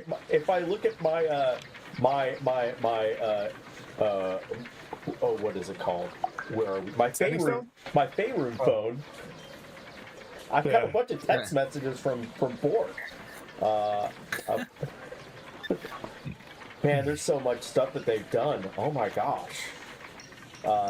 We need the last thing that he sent me. I guess we need to look for a ring in 6 places, and he's listed off 6 places: the Sea of Moving Ice, the Eye of the Allfather, Lyn Armal, Iron Slag, Deadstone Cleft, and Svardborg. Never. Never heard of her? Yeah, I haven't either. But You guys are standing in the middle of this thing, and there's like a couple guards like sitting next to you guys, like, those Revengers. Those guys seem like we're in good hands. Those powerful adventurers, you know, heroes of the land. I turn to themselves to the stronghold. I turn to Blandina and go, I thought Tim was in charge of that group. yeah, he was. What? I wonder what Noynek did. Yeah, for Noynek to become in charge of that group, Crazy. and for Tim to accept that's amazing. He didn't want to be a revenger, you know? I mean, he's like, I can't be a revenger, so you can't have, you know? You hear Bryce like, "What are you guys called? The other guys?" The has-beens. The husbands. The husbands? Neat. We're called the Fandolin 14. The Fandolin 14. Okay, so we see that placard of information. That's all really good. The team seems to be I'll good. turn to Mira and go, remember, we've got to go to Denivar's house and meet Drow Thaviv, the Harpers. Cold in here. Oh yeah, that's right. You need to meet a what? Need to go to Denivar's house and see Drow Tharev.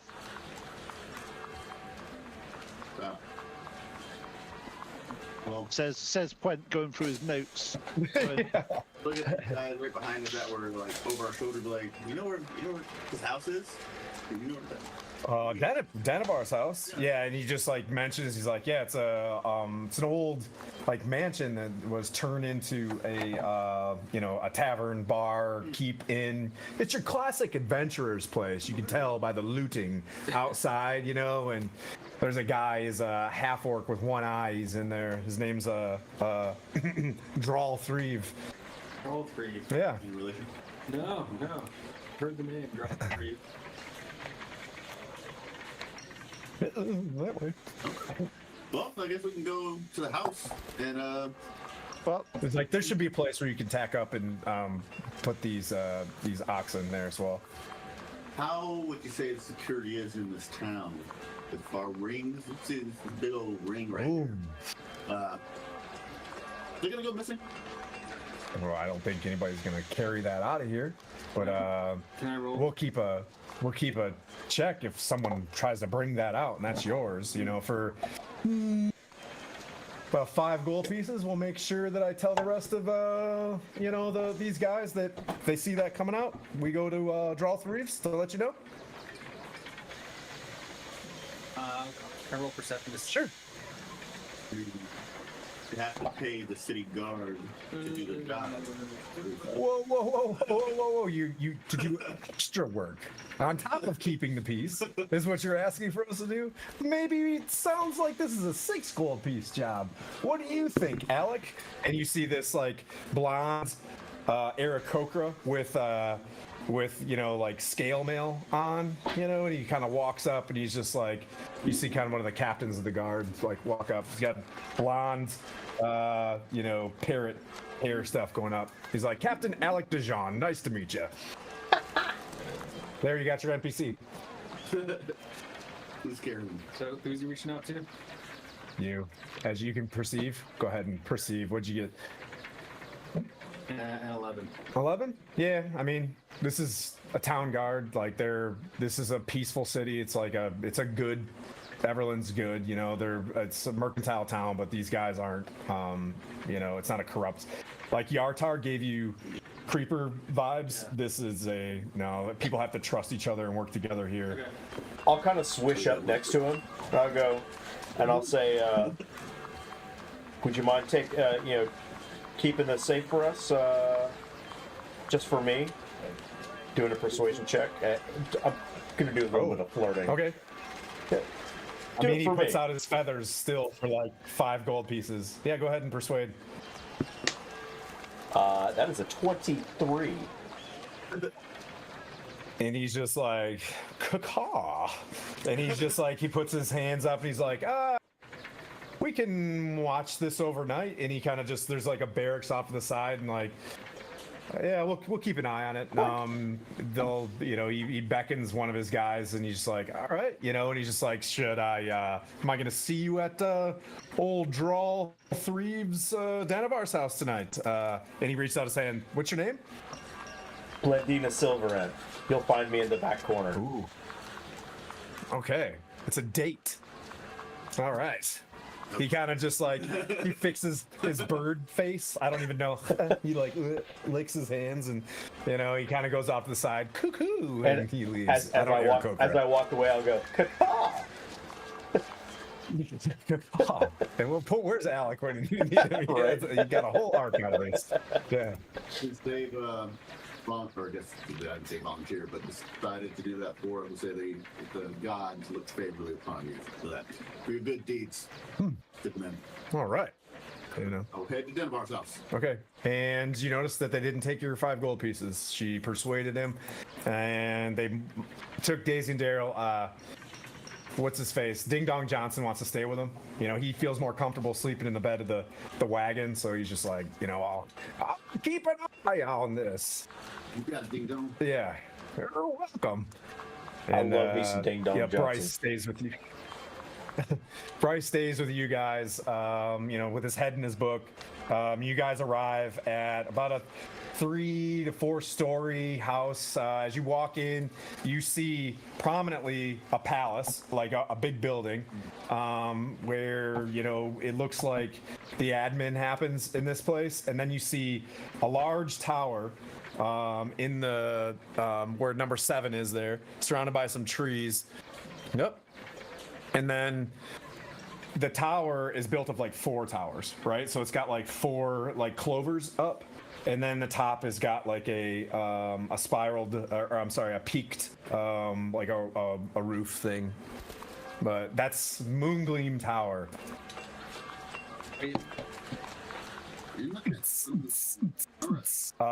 Yep. And you guys arrive at Danavar's house, which is about a 4-story old mansion. It's got, it's gated, so you guys can come in. You can see where there's like 5 or 6 like stables kind of open, and then you can hear the music kind of playing. There's like an awning and some folks sitting outside. It looks like it has been raining for a while, and it hasn't. It stopped raining, thanks to you guys. But you can tell people are happy that the sunshine is like out again. You know what I mean? And people have that. So, I'm looking back and like, what do you know about this draw threes? How do we have to approach this situation? What's going on? What are we expecting? Sure, he's a fiddler. That's all I know. Heard the city's a fiddle. I don't like that. Who? Okay. No, fiddler, not a diddler. You see a tall, slim half orc with the one eye, doing the scrub and the mug thing, cleans the inside of the mug, hangs it up, and he's kind of cruising around as you guys enter the establishment. So I get there, I see him, I was like, oh no, I do a different one. different draw. Different, yeah. This is Thrall Dreve. This is Drawl Threve. I think you moved it on. Yeah. So I will ask if you got any rooms available for the night while we're in town. Sure. Yep. Yeah. Amongst all you guys, it's 2 silver pieces a night for a room, So did we work out the down to copper pieces, depending on if you guys want to bunk together or whatever. As that's being discussed, Puent being Puent, sort of moves to the front and just goes, "Is that the best rate you can give us, even if Tamlin says we were here?" Kind of just looks over your head, You know what I mean? And kind of looks at you. It'll be like, what? And he kind of looks down slowly. You know what I mean? At the dwarf. And you know, you can see he's got like some sharpened teeth, and he's just like, well, is there anything else that I can offer you? As he starts pouring a beer and sets it down for you, you know, and I get it, pick it up, down it in one, put it down, go a big burp. That's about right. Yeah, of course there is. And I give the writ of approval to him from Tamerlane and go, this should say everything we need to know. You need to know. And is that another beer you said? Yeah. Yeah, and when he gets this, he does like, with like one hand, flips the spit, pours, puts the spit back down, and sets another one in front of you. And he reads this. He's like, "Whoa, Tamerlane Zoar, interesting. That's Horrix's sister. Horrix is the captain of the city guard. I'll make sure that I get this to him right away, and I am certain he will offer you guys a singular favor. Is there anything else?" And he kind of like looks over. Who had the badge? The Harper's badge? Yeah. You had it? Yep, I've got it. He looks at it and he's just like, he kind of, you know, he lets you guys kind of settle down. You wanted a back table thing. He sits down next to you and he's just like, I forgot what that lady's name was from Phandalin, Tribor now. Hang on. Was it Elaine? Something like that? I gotta go back to like session 18. Nope.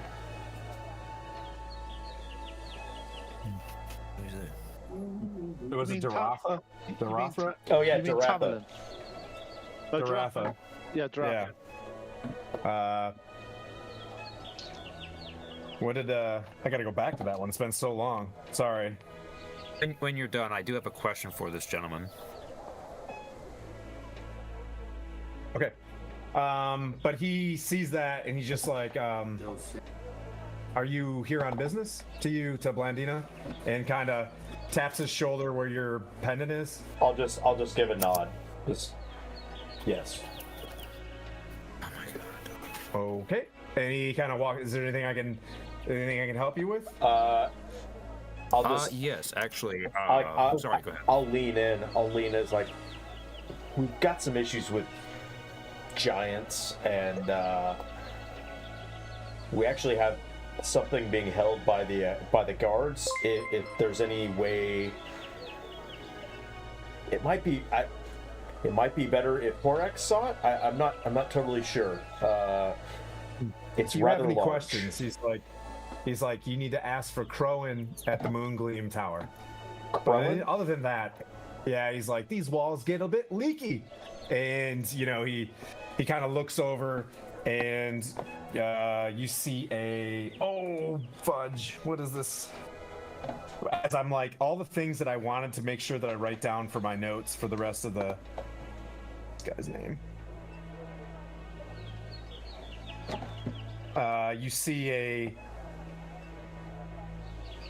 Can I have 2 seconds? I want to get this right. 1, 2. Marrying. Just go bum bum bum bum bum bum ba ba ba ba. Oh. I'm probably the only person that gets that reference. No, if any English person is Well, on this, they'd get I'm that just saying, reference. like me in this group, I'm probably the only one that gets that reference. The only thing that comes to mind when like an intermission goes is the intermission music from Monty Python's The Holy Grail. Yeah, no, there's basically a game show in the UK called Countdown, and they have a question, and then they have like a minute or 2 minutes to answer the questions, and then the last sort of 5 seconds goes dum dum dum dum dum dum. So you see a dwarf off to the side as he looks at you, Blandina. He's just like, the walls are a bit leaky here, and he looks over. You see like a shield dwarf sitting off to the side. He's got like, leathery pauldrons on, and blades off to his sides, looking a bit roguish, kind of just leaning back. His eyes are shadowed, but so you can't see like where he's looking, but he's just kind of sitting there flipping a coin, catching it, and then just kind of goes back and dips some bread in some gravy and takes a bite of it. Your warning is noted. I believe Bryce wanted to. Yes. We'll talk to. Thank you for your help. What was his name? Drawl? Crowan? No. The guy we're talking to at Denibar was Drawl. Drawl, yeah. Thank you, Drawl. Well, bless you. I understand your concern. I turn to Blandine and go, "What? You coming from? Oh, fine, just give me their drink." And I sit down, and I'm just like flipping cloak and dagger stuff. Just say what you're gonna say. Yeah. Cloak and dagger. Gwen, what did you want to do? You're waiting patiently. Right. I was going to actually ask to see if this kind gentleman who we're speaking to would happen to know of any temples to the god Palor that I could go and visit while we are here. Yes, actually. Yes, there's actually a temple to Palor, surprisingly, and he's just like, you got to cross the northern bridge. There's a park there. There's a small temple with some priests there. Right. Okay. Thank you very much. I, give him a coin. It's always on the west side of town because that's where the sun rises. You know what I mean? And he kind of gives you a nod, and he's like, I have friends that are, Palorians. I don't know. PayPals. They PayPals. We're all PayPals here. Yeah. But yeah. So he continues to let you guys hang, and so you get the idea that one of the writs is for, just to jump things back because we've done a lot of stuff, is for Horix Zoar is the captain of the guard, and Drawl said that he can arrange a meeting with Horix Zoar, and if you mention I want to talk to Crowan at the gates at the Moongleam Tower, you can go meet one of the leading harpers there. Roger. I'll take. Well, if we're staying here for the night, I'm gonna whisper to Bryce, like, we'll head to Moongleam Tower tomorrow morning, if you're up for it. I know that was one of the places you mentioned that might have information about the runes.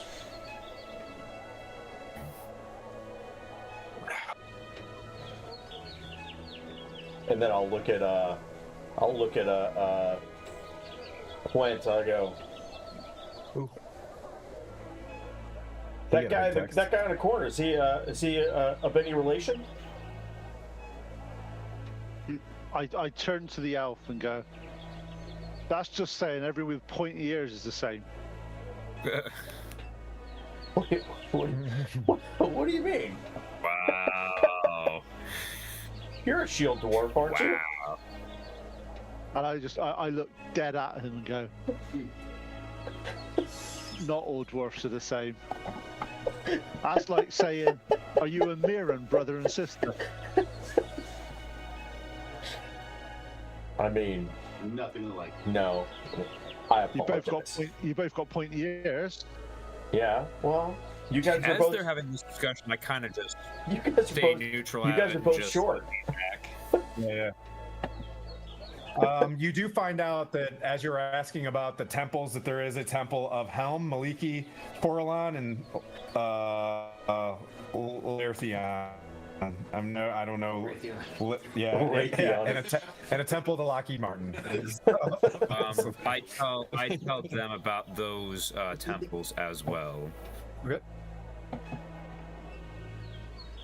Well, thanks, Max Ordnance, for subscribing. There's a You win reason. no commercials, Gwen. There's a reason why I didn't All say right, anything. The one thing I've got to notice is, have you noticed that this party doesn't get given inspiration like the other party? Have you noticed that? Just saying. Oh, in the chat? Yeah. Have you noticed I that? would say during battles, you guys have been revived during like yeah. Don't get me started. Yeah. we never get heal a PC in our party. Never ever. Oh, that's not true. I healed you one of those times when Puent was Yeah. with you. Oh, okay. I have selective memory. So there you guys are. You guys passed through the evening. You guys staying up and drinking. Anybody want exhaustion? No, I will rest. Say, are you going to Moonbeam Towers tonight, Tomorrow. or Tomorrow. was that part of Tomorrow. He said tomorrow. Then, Well, what time is it? yeah, Yes. we arrived. Yeah. 4 Okay. p.m. I'll turn to the party and go, do you know what, guys? We haven't even been paid for this yet. Let's see if we find a white wheel in Everland. They can cough up some money for us doing this for a while. Scrambles. Okay. This plate did cost us pretty. That's a As you good mentioned call. that, Draw 3 says, oh, there's a white wheel. It's in the Bell Market, and it's run by it's called Calypso's Curiosities. Looks at Puent and winks.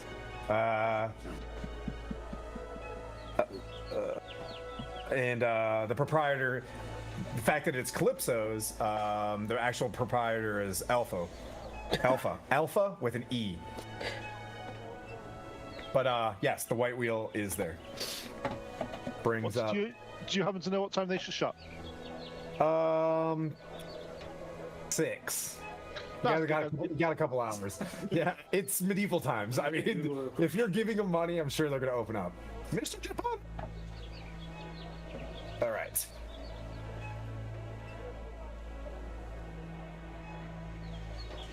Would you recommend Microsoft Edge if others asked? No. Thanks for asking, Microsoft Edge. You know, Edge is just. I like IT person here. You know, Edge is just Chrome now. Yes, it is. Edge is Chrome? Yep. It's the same. Yeah. Edge is Chromium, so it's just Chrome under the bottom. Oh. Does it have incognito? That's the important part. So I can hide all my spells from everybody. You're all perverts. All right. Anyways, are we playing Dungeons and Dragons? Back to work. All right. So there is a place in town The white wheel. called the White Wheel. Yes, it's a very prominent white wheel. Mm-hmm. Calypso's Curiosities. We'll head that way. Okay. As you guys kind of walk out, that dwarf looks at you, Puent, and he's just like, "Aye, maybe when you come back tonight, we get a beer together." If you're paying, of course. Sure, if you're listening to, if you're looking to maybe intrigue me. I don't swing that way and keep walking. Not that. I don't want to cross axes For a with you. sales pitch. Why is everybody being weird? All right. Dina's got a date. Quinn's got a date. I got an idea. We're gonna go. Bell Market, you know? Get a date. Yes. There is a. Yeah, that you walk down and there's a bar and it's like a big mill on the outside and it's like, it looks like it's smashing wheat and it's called the Grinder. You're looking for a place to go to. You guys are welcome to go to that establishment. You like. Anyways, the Bell Market. You guys hear, like folks like beckoning people to come to their markets, fruit and vegetable markets, and there's wood that's being sold, bags of hay, and things like that. There you guys go. And then you see, in the distance, a storefront, a legit storefront with, it looks like 4 to 5 white crossbows facing out, and that looks like the spoke of a wheel. Yep. So, I presume everyone else saw that, but if not, I'll be like, whoa, there it is. Let's go that way. See what time it is. Hopefully we'll get there before they close.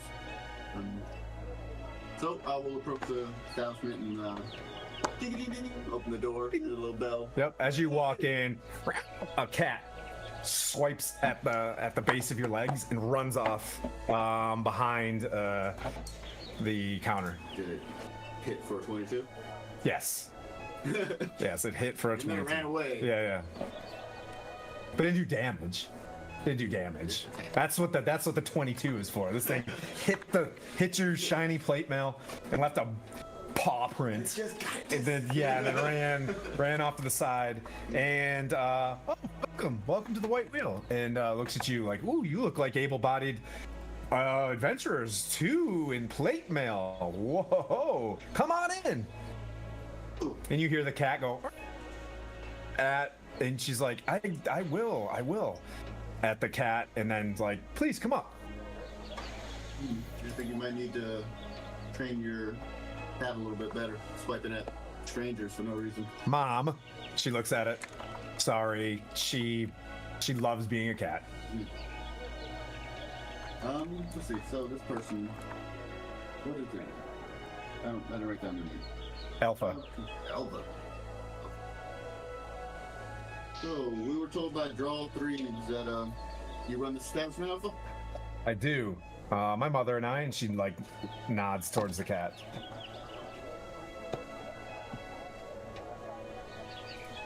I'll look at Quentin since he handles all the financial things. Like, Quint, well, how much were we supposed to get paid for this job we were doing? And as I do that, I go through my sort of the bag of holding. I find, yep, right.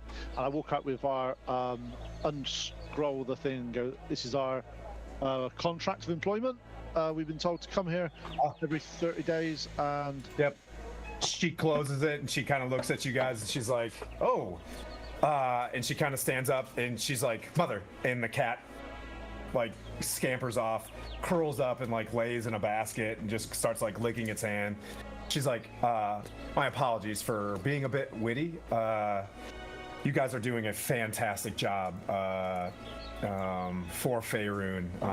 One moment, and she goes in the back and she's got like a chest about this big. She's like 1, 2, 3, and she measures it all out. The total party is what, 7? All right, this will work. And 6. she sets a pretty 7, hefty. yeah. Yep, she sets it down. She's like, I think it's all there. 700 gold pieces. And I was supposed to give a note to you, and she hands it off to it would be to Sonya, but you can take it as well. It just, you open it up and it reads like, you're doing a fantastic job of keeping yourselves under the radar as opposed to Noynek and the Revengers ... But continue on, and you'll continue on uncovering the issues with the ordning and seek out the Moongleam Tower. who's it signed from? It says Connor. I don't remember writing that. Oh yeah, I did. Sorry.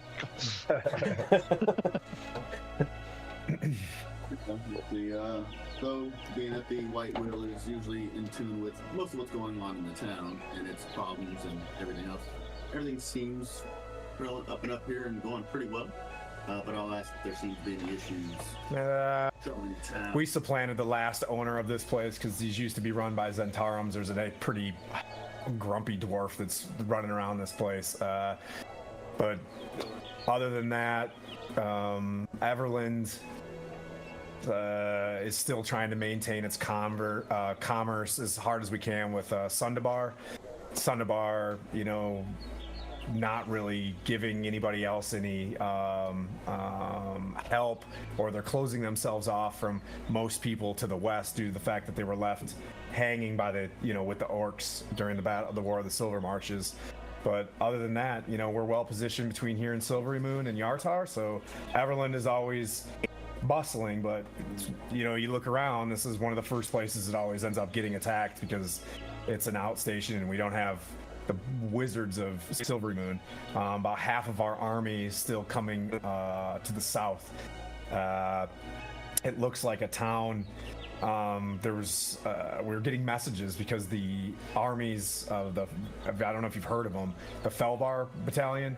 They were led by this guy Faz Gundren. They came down from Felbar a while back.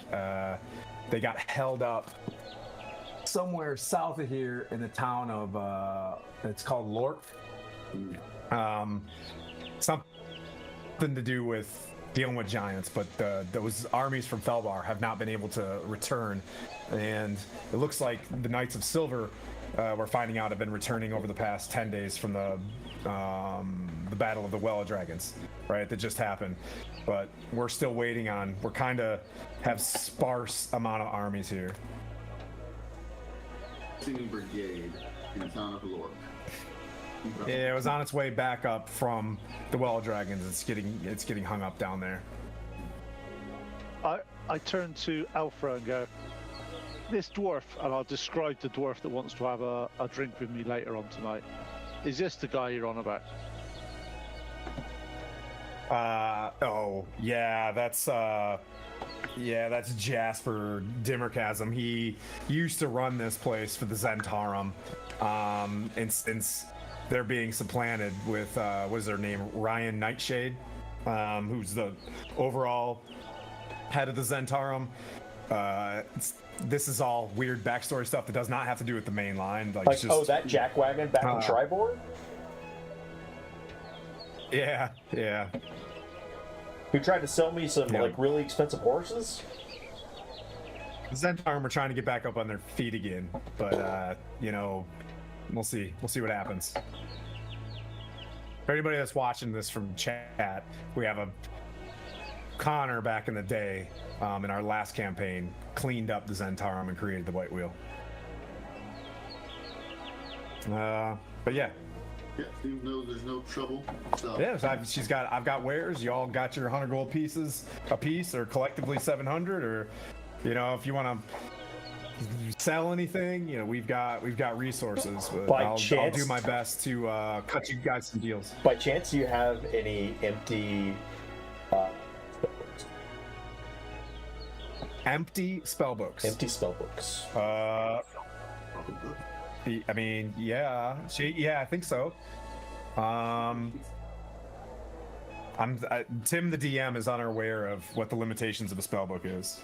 That wizard is my house. I want to have a separate, an extra spellbook to leave at Silvery Moon or wherever, in case I lose one. Okay. So I need an empty spellbook. Okay. To copy down my spells, to drop off somewhere and keep safe. Yeah, like for a gold piece. You know what I mean? Like here's a, I think that, I don't know. Yeah, it's a spellbook. Yeah, so here it is. You know, and she hands it to you and give her a gold piece, and she'll give you an empty spellbook. And hopefully it has a really good lock on it. Well, actually, I could probably put an arcane lock on it somehow. Yeah, she looks at it. She's like, "This is Penguin, so these are really good ones." Yes, I love Penguin. One of those ones. I sort of say.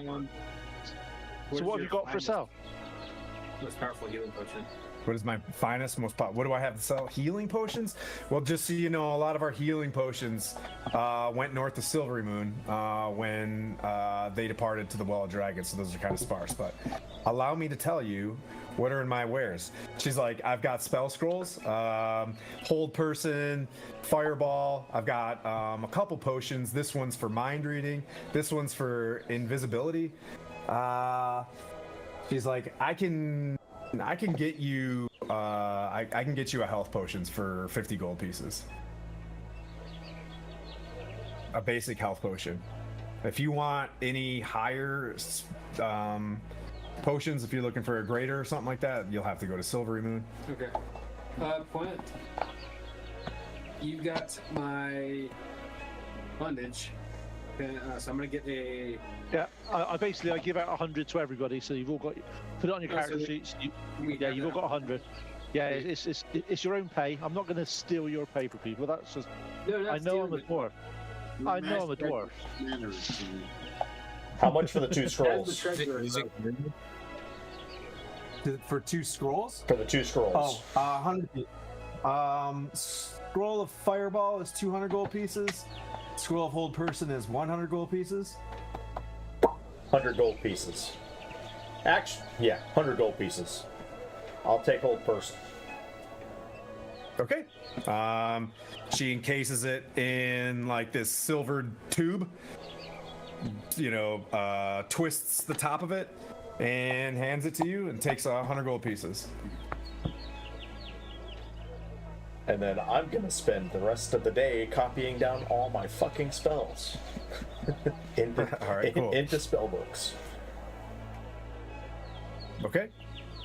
On that note, is there anything else she's got that could be useful apart from the spells? What's your price range? She's like, I've got things, she taps the glass behind her and there's a pretty fancy looking, it looks like a twig with a petrified toad as its tip. She's like, if you want a wand of polymorph for 8,000 gold pieces, or this staff of fire for, 8,000 gold pieces, or I've got things maybe down in your price range, which is a potion of superior empowerment, or this amulet of proof against detection and location for 500 gold pieces. Have you ever heard of a wand of the war mage? She's like, this is 400 gold pieces. It's an adamantine wand with arcane glyphs on it. A ring of alarm for 400 gold pieces. You see Blandina's eyes go ding, ding. Did you say wand? Yeah, it's a wand of the war mage. It's +1. Wow. We think we need to get more money. Rob, Yeah, we are a little bit going through the party funds. Just we'll get into the corner and we'll do a little huddle, and I'll go right. what are you trying to buy? I got Money that we've got so far in our party pot. We've got 1,000 copper pieces, so that's like 1 gold. We've got 500 silver pieces, which is about 50 gold. We've got 875 gold pieces. This isn't including the 700 we just got. I'll give that. That's obviously everyone's got 100 for that. We've also got gems of about, let's say that's She can buy those. 400. If we need some spell components, you might as well convert them. She can buy the gems unless you need them. And Yeah. with the copper and silver, can we consolidate so we're not? Yeah. Also, Just now, remember gems. Yeah. Just remember gems become important for clerics. yeah, the ones we got though, the obviously Blandina, that nice red one that you're wearing. Yeah, around your I neck was just may have to thinking. come back. So what did you say you had? You have a wand of the war mage, and what else did you have?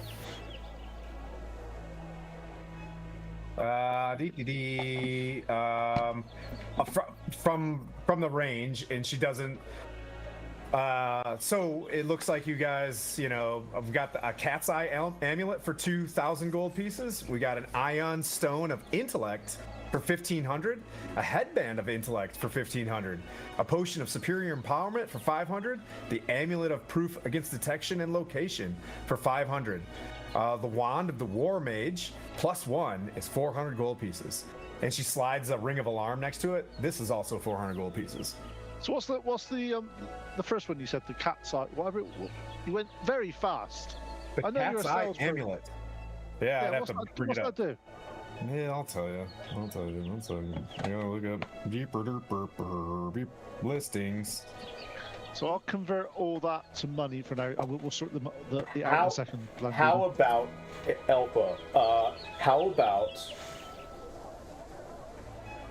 we do a deal? I'll give you this gem, this giant red gem, in exchange for the Ring of Alarm, the Wand of the War Mage, and the Spellbook. Okay, one more time. The Ring of Alarm. I can't find the cat's eye amulet. It must be I don't know why it's Is that in is that here. one? Is It that must one be a of home. the book I gave you? Yeah, I think it's homebrewed, so it's out. It's out. So, Ring of Alarm. I'll pick something else. The Ring of Alarm, the Wand of the War Mage, and the spell book for this gem. How much is the gem? It's a 750 gold piece gem.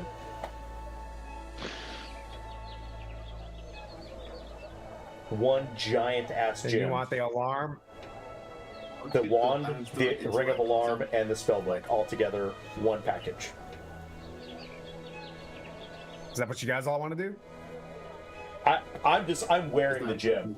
I'm wearing the gem. So Oh, you're wearing it? Okay. Okay. And you said it was 750 gold pieces Yep. on your honor? yep. And yes.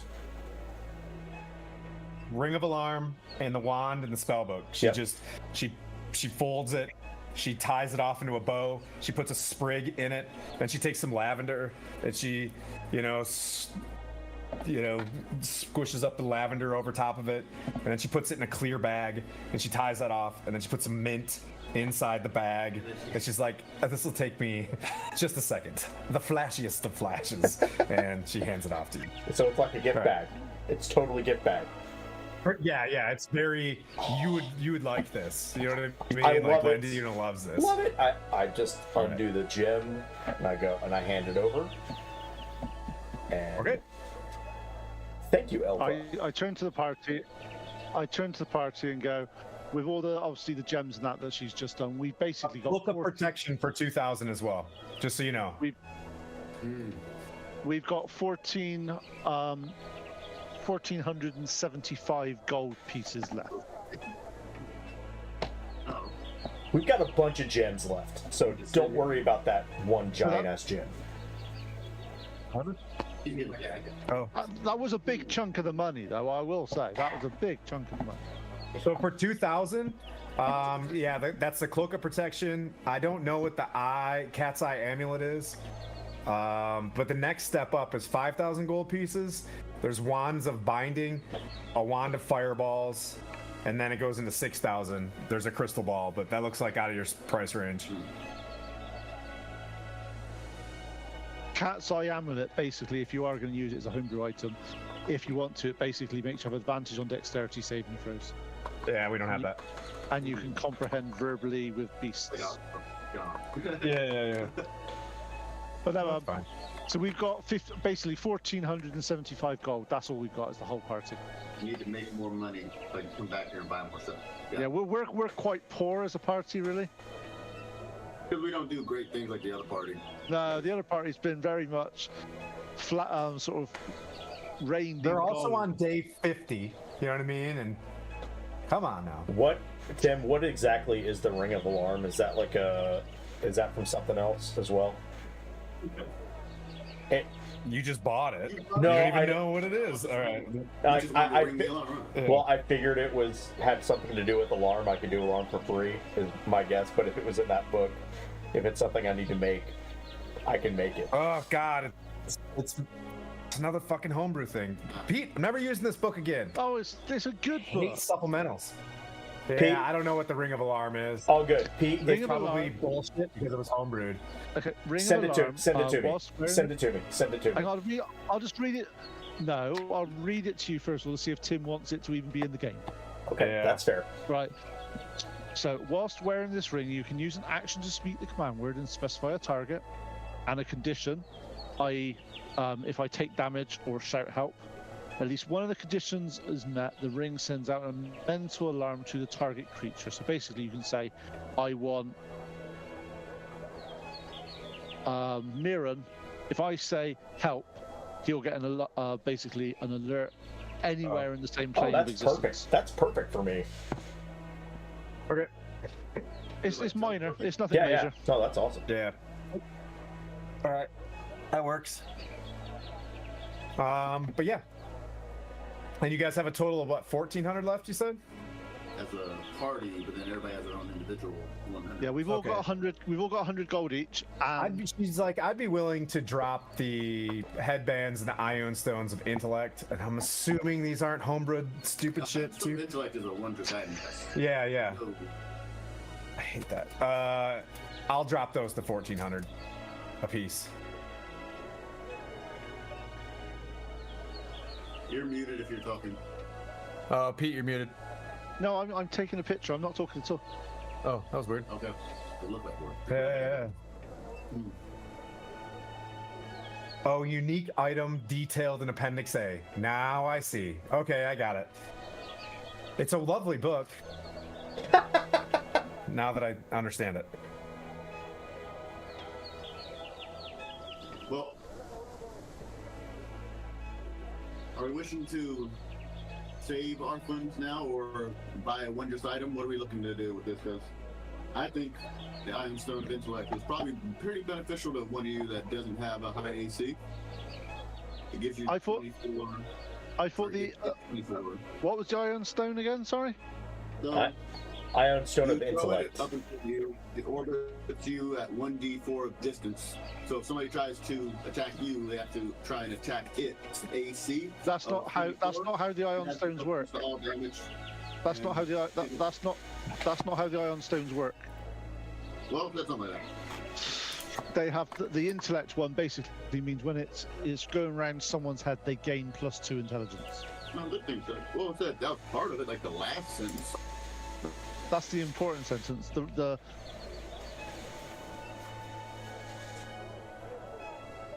Okay. Then never mind. I thought I was giving you 24 AC. I was about to say awesome. I wish it was. If it gave you 24 AC for that, that'd be amazing. Yeah, like I thought they had to hit the stone to hit you. But, No, if they okay, want to never hit the mind. It's stone, the stone has 24 AC. Like, nah. Okay, boo. +2 to intel. I no longer That's like this stone. that's tight. It's a good shot from Blandina. Hey, that's what you guys are tracking. Like, this is a good place for Blandina. There is everything else that's in here with like regular stuff. There's like regular armor, there's regular shields and regular swords and stuff like that. But in terms of magic items, this is what they have. Yeah, Kai. You have a job.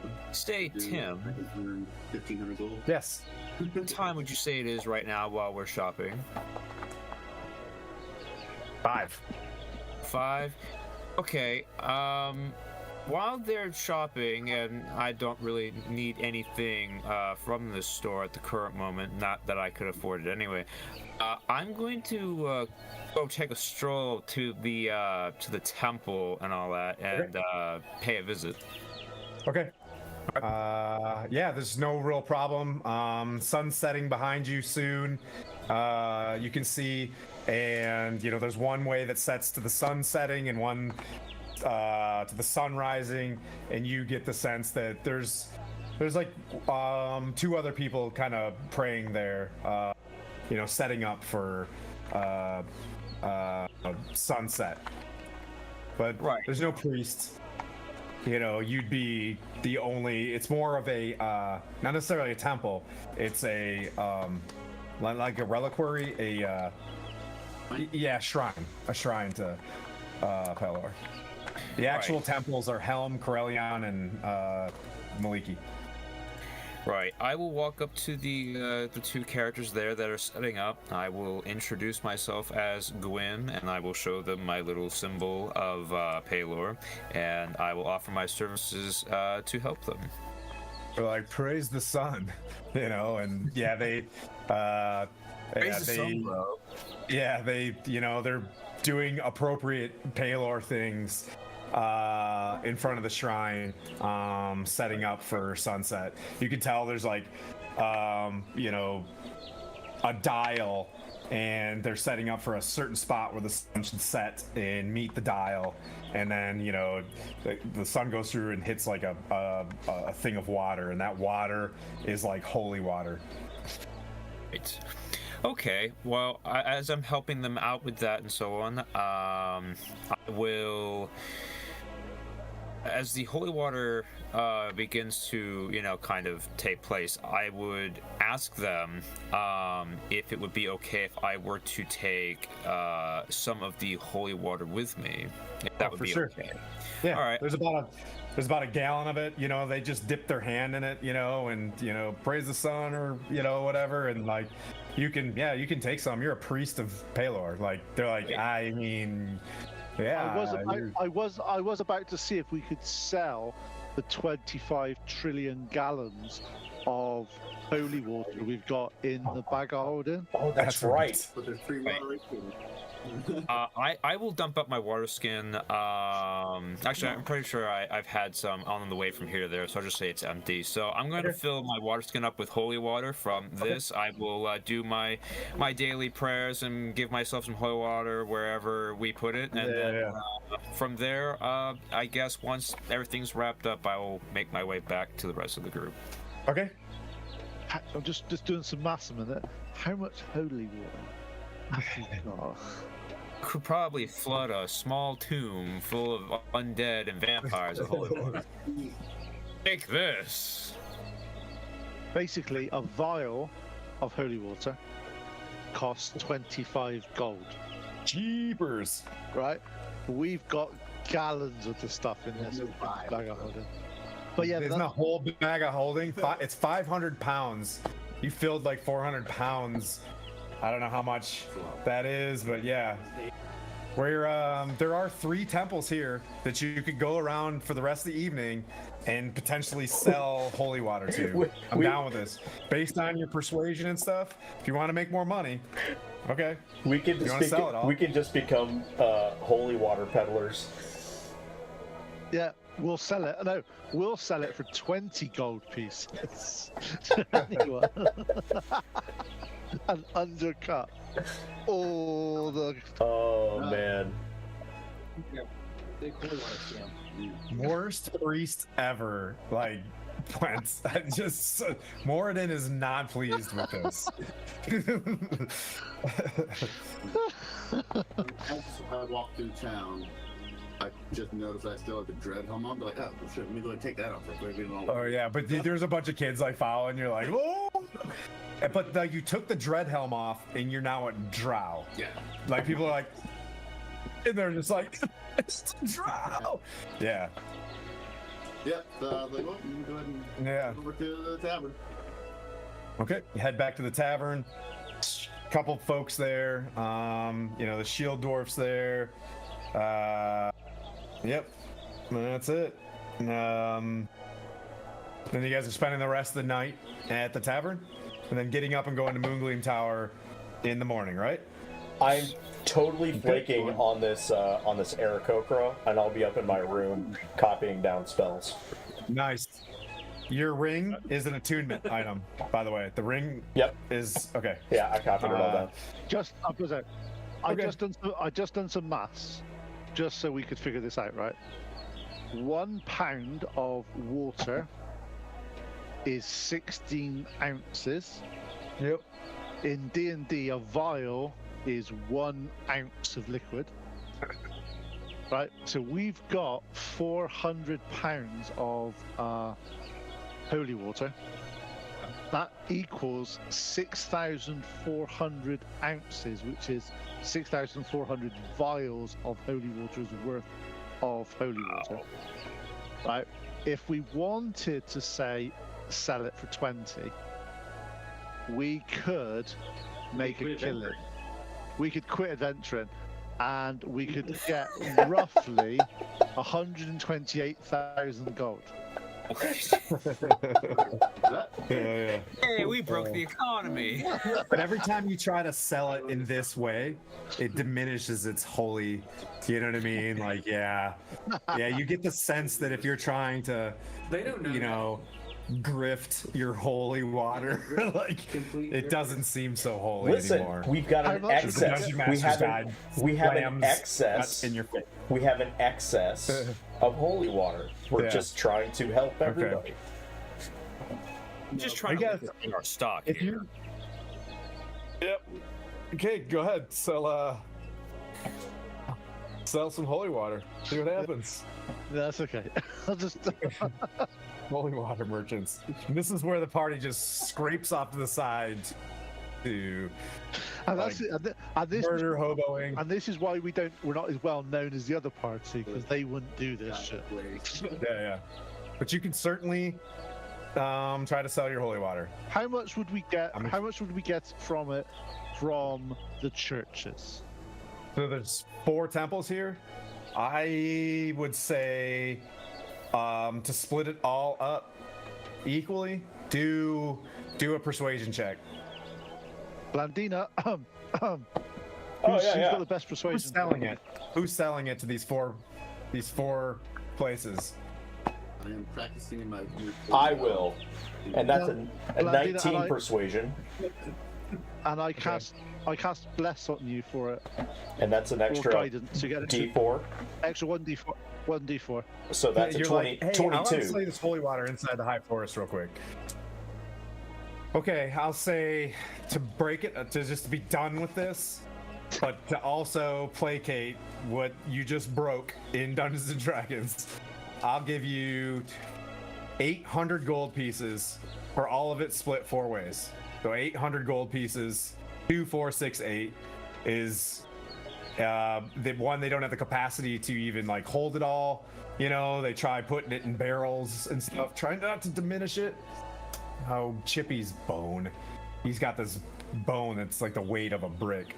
But 800 gold pieces for a bunch of holy water to me sounds pretty fair for level 7 guys. If you want to shirk your way to 1,000, it's gonna cause a diminished renown amongst your party. I want to point out Wait, I'm wait. not selling this holy water. Do we have any renowns?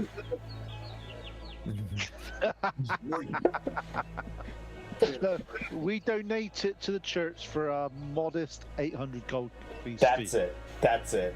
Yes. Oof. Okay. 800 gold pieces, so that brings you to whatever. You're still in the market.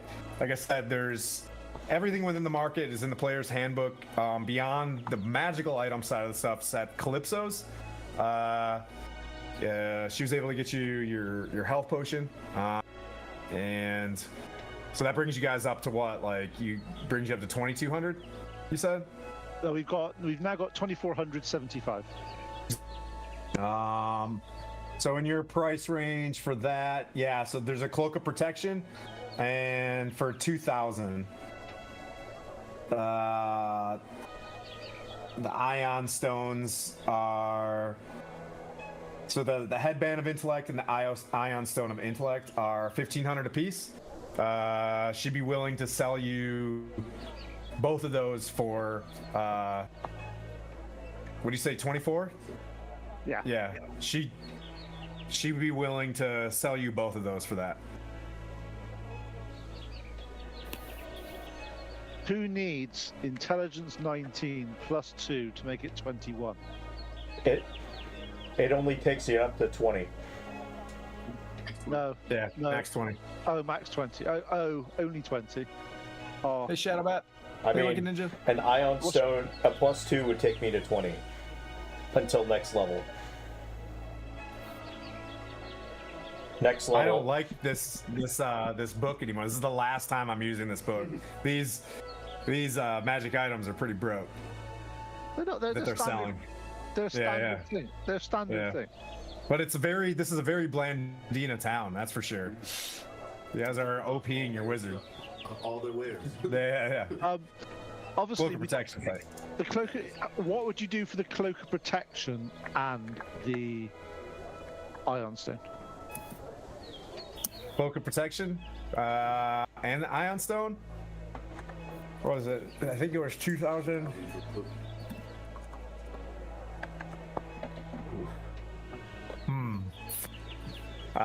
She kind of whispers, and the cat like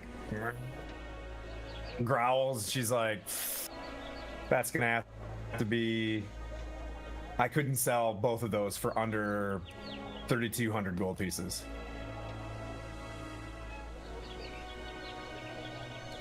Cloak of protections are pretty awesome. What do you reckon, guys? How much money have we actually got? So we got 2,475 at the moment, so 2,475. So we are, if we wanted both of them, we are currently. We'd have to give everybody 100, then we'd be 25. So 25 gold pieces? Yeah, we're 725 short at the moment. we take everybody 100 and then we go. Now he's give the ring back. That ring, I think, is really good for this party. If something happens to me while I'm off, then Yeah. that's actually pretty good. So what are you asking for? Well, basically, because when she was going on about the prices, she was saying that the How are you planning on? Would you have any gold pieces left to stay at this? Or are you guys like cash broke after leaving this? No, just trying to work Okay. out because she said it was going to be. She initially said that the amulet the headband of intellect was 2,000, and the The ion two stone- intelligence things are 1,500.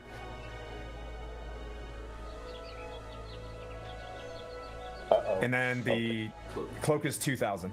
So 3,500. She'd say 32 for the cloak and something else. So how short are you guys? What 3,200? You're about 600 short. Everybody Yeah. 100 back. Then we 5 short. So trying to work out She's what. like, she's like, no, 3,200. That seems like a pretty good deal. Got to make some choices. So, guys, what do you reckon of the church party? Is the cloak would be useful for anybody to wear, and obviously the ion stone's a really useful item for Blandina. What do you guys want to do? I don't mind either way. If we You also got, have a potion of invisibility. Is that like a good meet in the middle?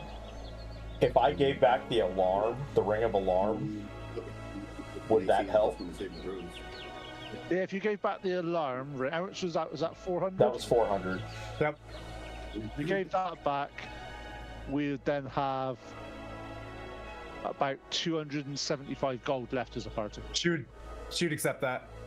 She'd accept that offer. Done. I'll trade out. I'll trade out the ion stone for the alarm. So, I don't need the cloak because obviously I've got a decent armor class anyway. But it's either going to go to this. To be honest, it's either a Kotor or Miran cloak because you need some AC. Don't forget about your other. And Boy. cleric needs AC as well. So it's you three need the. Best thing. He's got the mana ray. Oh, yeah. I want to go for a swim in the river for a little bit. And I mean, I do have the armor of the mariner from last time, and though I don't like the idea of selling it, I imagine I've regrouped with them at some point here. I also don't see me diving into the water anytime soon unless Tim magically says, oh well, there's this cave that needs adventuring filled with holy water now. Don't give up. Don't give up AC. Yeah. Right. Exactly. Yeah, no worries. Well, like I said, I wouldn't mind, donating it to the cause if it means it helps the party's longevity in, because I still have the chainmail. I still have chainmail, so that still exists as well. And it's always nice in heavy armor to be able to breathe underwater. There's always the opportunity that when you've got heavy water, it's hard to take your armor off if you're drowning. So, I mean, because the only thing I can help donate, but then I'd be completely out of money, is I have 115 gold, and I just got the 100. As soon as you give up that mariner's armor, we're going to be thrown into the water, and you're going to be screwed.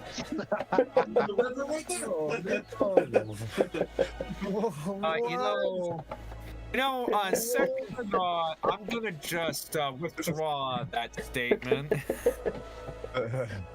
Because him doing this doesn't really make me feel comfortable. Give it back. it's okay. You're right. It's completely useless. If the Why obviously would I with give the, you 3 with the ring water of a- breathing items with in the one ring of set? alarm, ring of alarm going back, we've got enough money to cover both those items. It just depends out of you three who has best use of the cloak to give +1 AC and +1 to all saves. So what we do is we're going to have a pitch from each of you of why it would be really useful for you in 25 words or less. ChatGPT.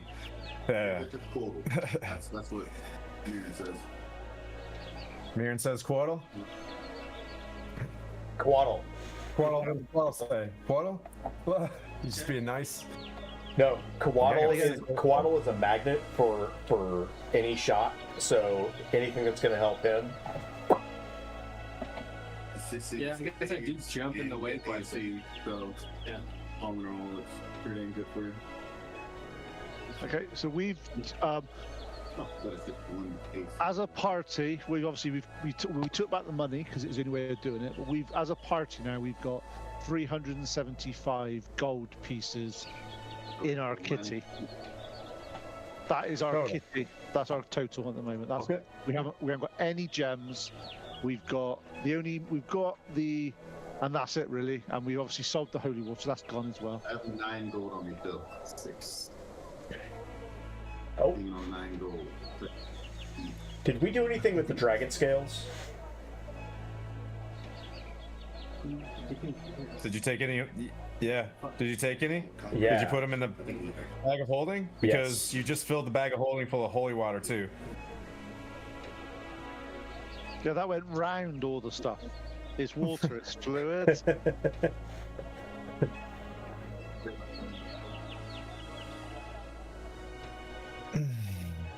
I forget. You can sell those. Did we get something made with the dragon I like scales? though? shopping. I like shopping. D&D, by the way. This is like it's a good slow down session. Sorry for everybody watching, as it's a shopping session where it's like when you get onto Twitch and someone's just changing their armor around inside like Baldur's Gate for like 2.5 hours. Yeah. You want to sell your dragon scales? I just can't remember if we had something made in Tribor, or if there No, was. I thought the scales we had, because it was quite a young dragon, they weren't particularly strong. Yeah. We made a few sashes and a few things that Right. had the white So dragon.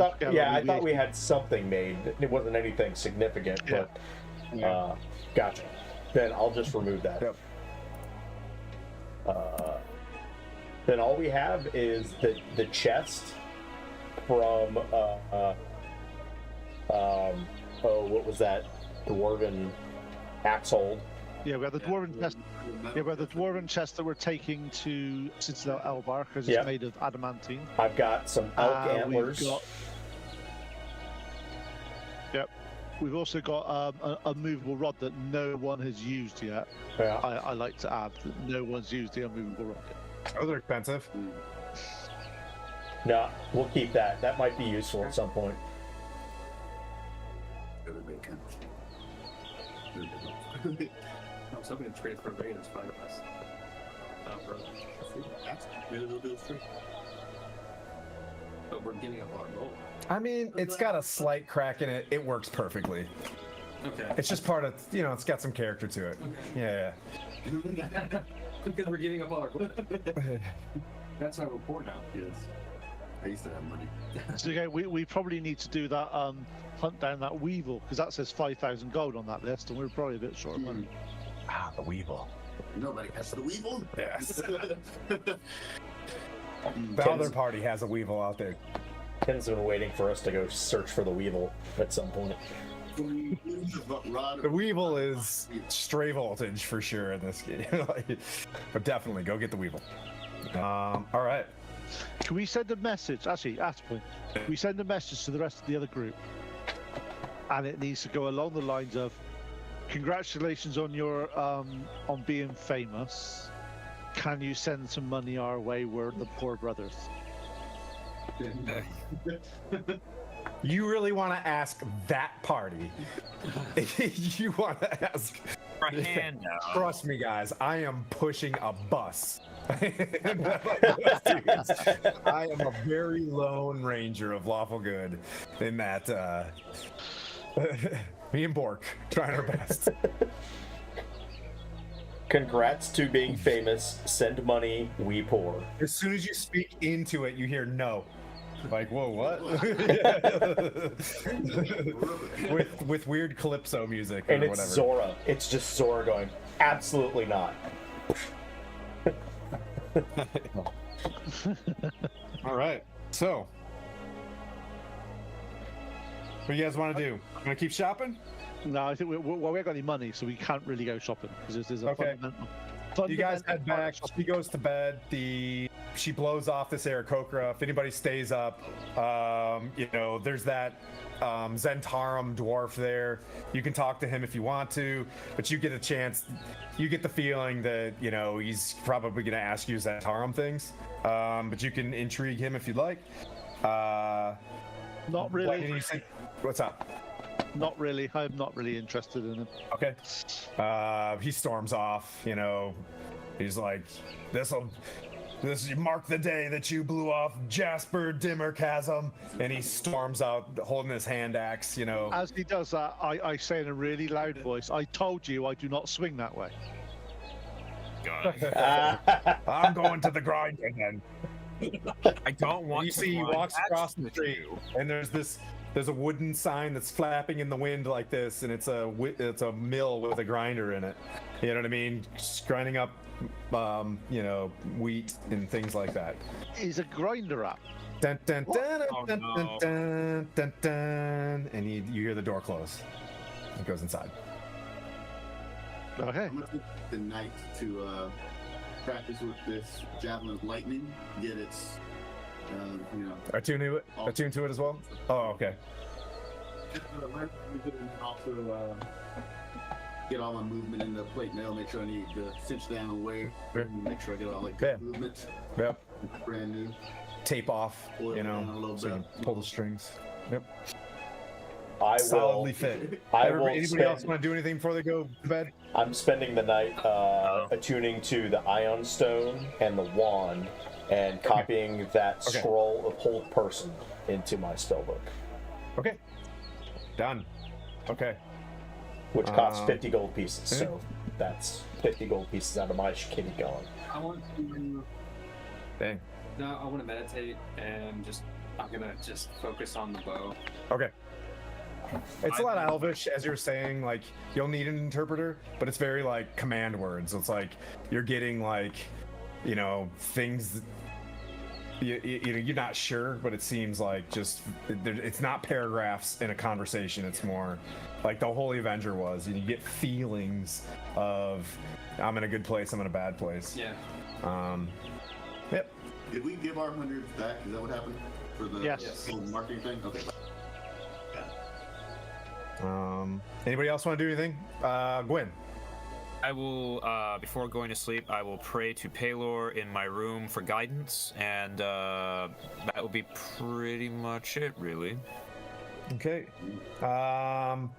So you when you do pray for guidance, you fall into a bit of a meditation as you take your deep breaths, and you get an image kind of flash through your mind real quickly of just this weird, ominous, like 3 lightning bolts just striking the center of a deep ocean. Yes. And, and Paylor doing like the, hey, like chainmail, bro. Super tight. But you do kind of see that. And a little bit of like the sunlight, another image of the sunlight clearing the grandfather tree, and that you helped bring light to a darkened place that's holy. Right. Anybody else before we go tonight? Yeah, I'm gonna go and pray to Moradin and sort of seek guidance, because I know that I am on the way to Citadel Elbar, and sort of to see if they can help me with my dilemma and how I'm going to make peace with my past.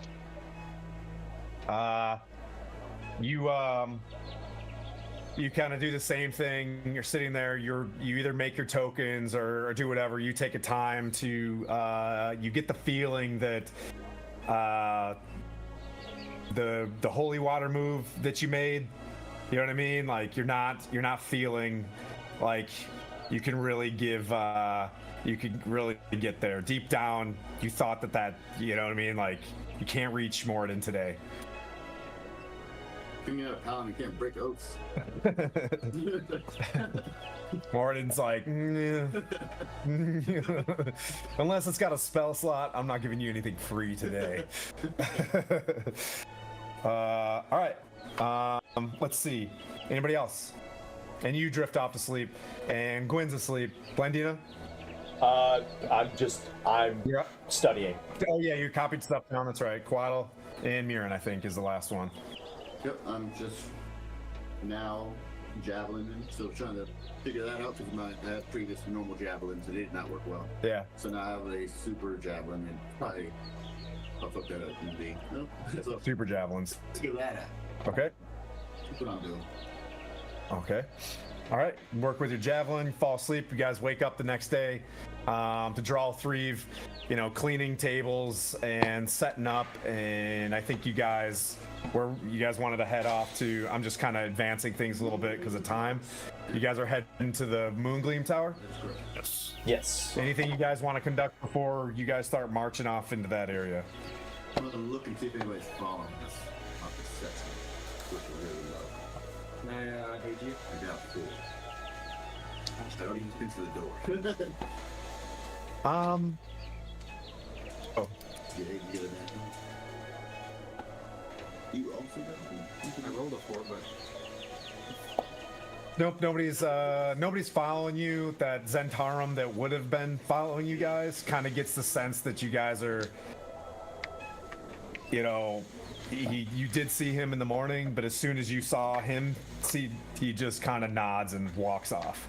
Like, you guys are good at being tailed, and you get the sense that if you guys know your way around like Faerun, the Zentarum is gonna pick people up like that and follow you until they're caught. And you did catch him as you guys are walking up to Moongleam Tower.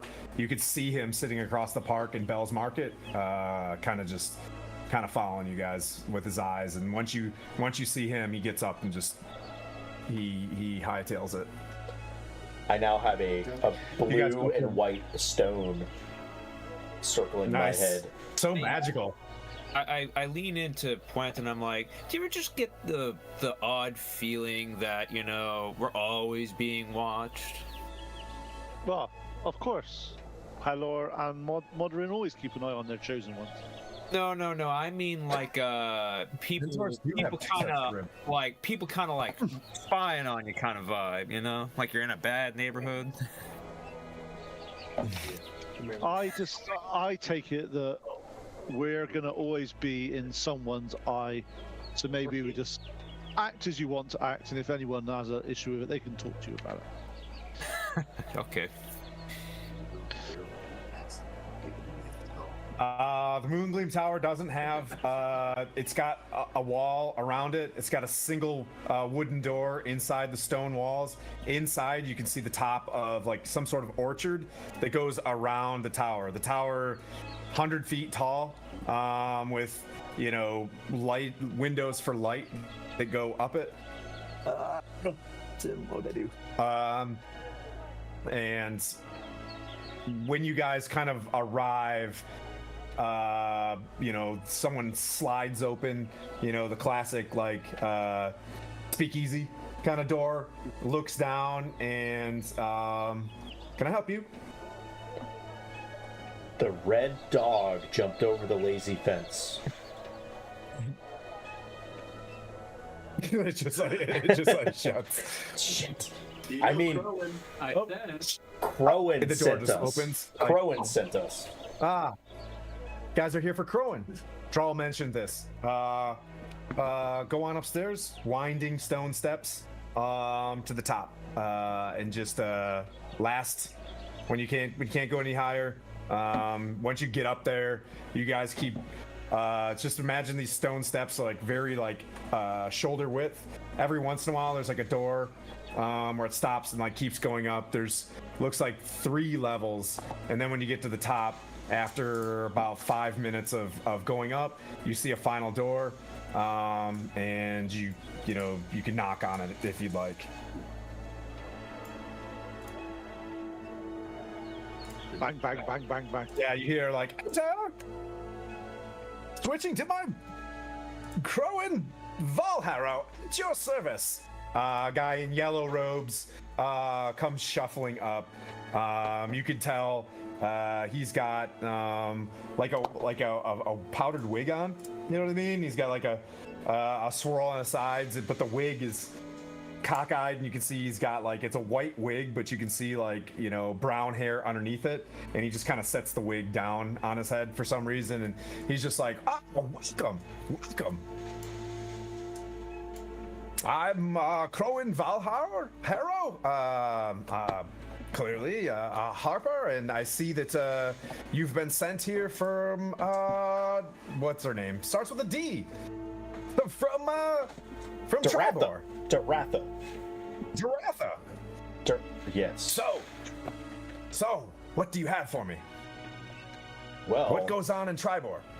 Hold up. Hold up. Hey. I look at the party like, you guys believe this guy? Like, is this really Crowan? Like, I rolled a 1, so I don't. Oh, okay. Yeah. But, it's like, I don't know. It might be Crowan, but does anybody else believe this is Crowan? insight of 18. Yeah, this is you with your insight, and you just kind of like look around and you see the spell books and stuff. It's that spell language that you don't even understand yet. Like this is what some would call an archmage. He's seems. Okay. Yeah. Yep. You see him kind of like, and he just kind of floats up to something, grabs a book, brings it down, uses this hand, and a book comes down to his hands. Did Bryce come up with us? If you wanted to. Yes, because he mentioned Moongleam Tower as well. As either this or Silvery Moon. He said one of these places might be able to. So I'm bringing him up. It's like, this is Bryce. He's with the Arcane Brotherhood. He's one of their apprentices, whatever. He's studying giant What's glyphs. left of the Arcane Brotherhood? Yeah. I don't know anything about it, but we have found some interesting giant things, including we have a giant ring of adamantine down in our that's being watched by the guards, and then I hand him the Electrum bracelet looking thing, and like, would you be able to tell us what this is, what these runes? We're told you might have some insight on this. Unfortunately, I do not. But our friends, and I'm not leading you to Silvery Moon, but it's Silvery Moon probably, if you can meet Torn Hornblade there. He used to be the ruler. Now I believe what was her name? Illustriel's son is the new Silvery Moon Marshal. He runs it, the city of Silvery Moon. But Tarn Hornblade can use his studies. I'm busy here managing for you all. I have had a message from the Archbishop of Waterdeep that I'm to give you access to. Come. And he opens up the door, and you see like this, another apprentice mage that like looks at Bryce, and he looks at him, and he's like, hey.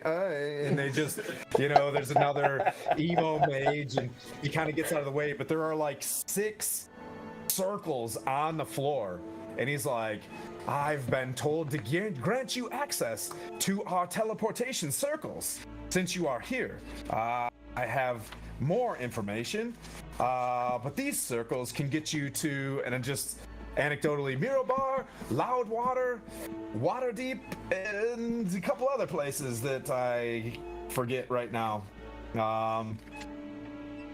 for a one-time use. So you can pass through them But if you want to go to Silvery Moon, or if you said you were going to Felbar, you can do that in return and use these teleportation circles once you have found more information. What are these places you're looking for? I go back to my Faerun phone. So Neverwinter and Yarkon. So we were told of 6 places: the Sea of Moving Ice, the Eye of the Allfather, Lyn Armal, Iron Slag, Deadstone Cleft, and Svardborg.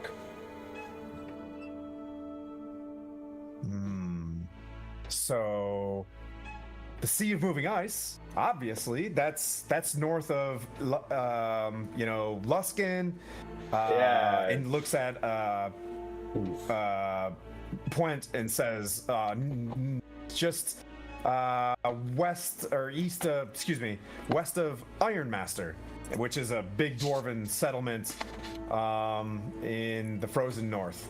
The other places I've not heard of. They sound like the dwellings of, things below ground. I'm not sure, but the Eye of the Allfather is like the Allfather is the Lord of, Anam, the god of all giants. So that seems pretty significant. Our friends to the north in Silvery Moon probably know more. And as he points at this, he's like, this is a Harper Circle. I'm here as an agent of the Harpers for the collective information of the area. I would say I have a dear friend at the Map House who knows a lot more and probably has better direction for you in Silvery Moon. His name is Leosin. He's been around for quite some time with the Harpers. And his new station is at the Map House in Silvery Moon. Liam Neeson. Yes. Some have called him Liam Neeson, especially the Archbishop of Canterbury. Teases him with that name. Or not Canterbury, Archbishop of Canterbury. Archbishop of Waterdeep. Did you say he has a particular set of skills? Yeah. But the locations that these teleportation circles work are Harper locations, and in each spot where you will pop out can take you to Mirabar, Everland, Neverwinter, Yartar, Loudwater, or Waterdeep. I'll send you a picture of this, but you can always return here for a one-time use of this, and the information that you pass, I'll take these runic symbols and we'll try to get them deciphered. Is that the one from the Electrum Twerk that we've got? Yes, that's right. I believe Leosin can help you with that one. Well, we are heading towards Silvery Moon next, but also just there are some other locations that we were looking at as well. So if there's any information you can give on us, that'd be really useful. Okay. Yes. Absolutely. Oh, So the other mounds. Yeah, the other mounds. But also we had, obviously we're going to be going to Silvery Moon. We got to go and see Margathor's. They're one of the rich families there. We know that's happening there. The Margasters.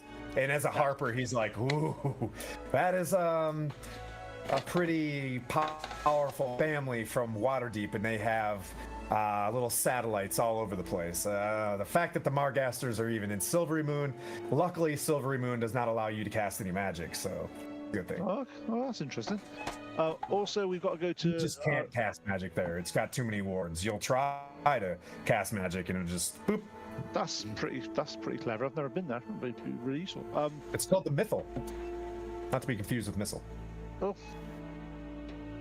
It sounds like some old elven magic. I'd never know anything about that myself. We've also one of the places we've been told to go to is Zymorthian Hall.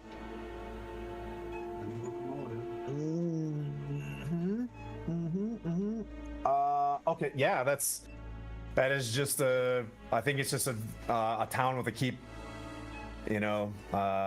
Yeah, we've been Haven't told heard to, anything. we've been told to visit Harthos Zamorthin, which is apparently his grandfather was a giant slayer at some point. Okay. Yeah. He just writes this information down as you're, and tries to gather more information. I think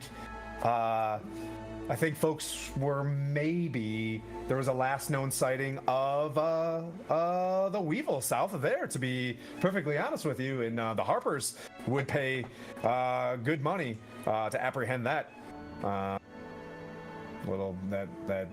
man. Are the Harpers behind the wanted poster? Are they?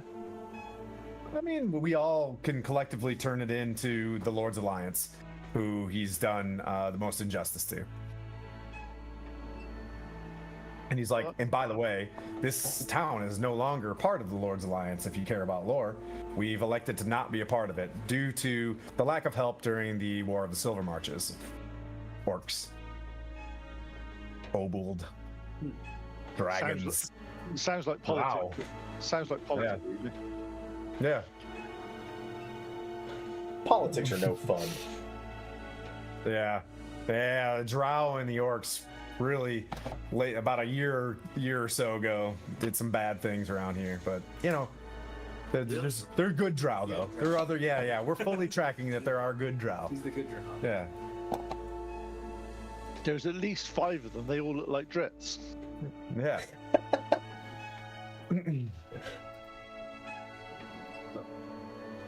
Okay. But that lady told us where Zymorgan Hall was to find the giant's name, so she's like, I know where that's at. Yep, it's just south of the Moonwood. It's in between. It's near Silvery Moon. It's about 2 days to the wrong way. east.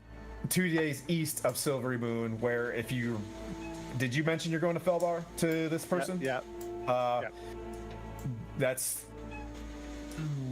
Citadel Felbar is east of 4 Silvery days. Moon. Zymorgan Hall is to the west. 4 days west of Felbar. Yep, there's a map. Yeah, and the whole idea of this is we want to get to Felbar as soon as we can to get rid of this ring. Being that I have an aura of alacrity and we move 10 feet faster, can we book a little quicker? Mhm. The time frame. Sure. That sounds like a plan to me. I reckon that. Does that make horses move 10? Does that make horses move 10 faster? Is there anything in my aura move? Yeah, why not?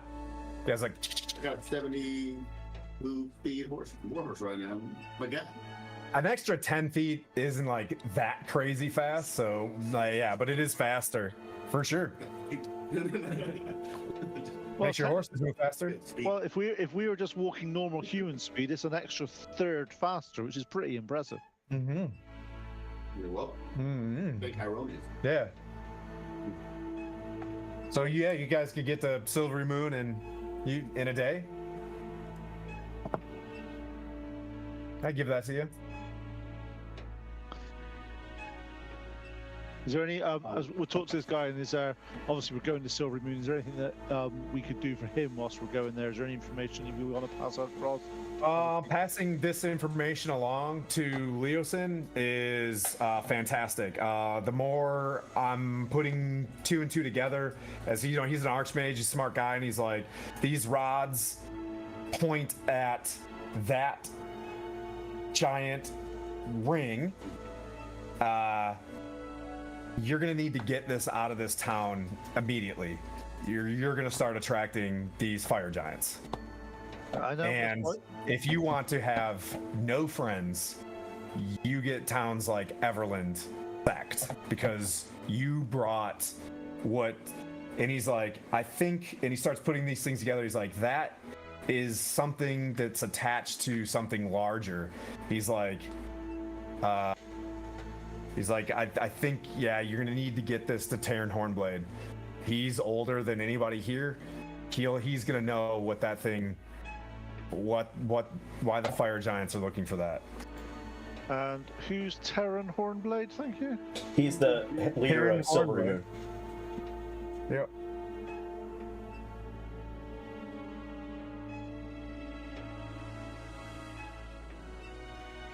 Because we were looking at taking this to Citadel Felbar for the dwarves to protect it. With Silver Moon's on the way, we have to go there. Might as well Yep. Yeah, we can do something first. Before we... If Terran could Hornblade say- is able to, tell us what to do I just with wouldn't keep this thing stable in one spot for too long. Oh, no, and we how have- long have you been here? Oh, just overnight. Just overnight. Okay. Well, We don't. We've been purposely not staying in places long because of this. Okay. And I did catch that you got a writ as well. You like the by their whole job is you do have an in with Zoar, with Horix Zoar, which is the captain of the guard, and I can summon him and bring him here as well. What I would say is you probably can ask one thing of him, and he's basically runs this town, the city of Everland. So you can either cash that in later or not. Also, the hands of Yartar. Gee, I would keep this writ on you because you can probably get something out of the hands of Yartar. They are out of the influence of the Harpers and Zentarum in Yartar, and they're like their network.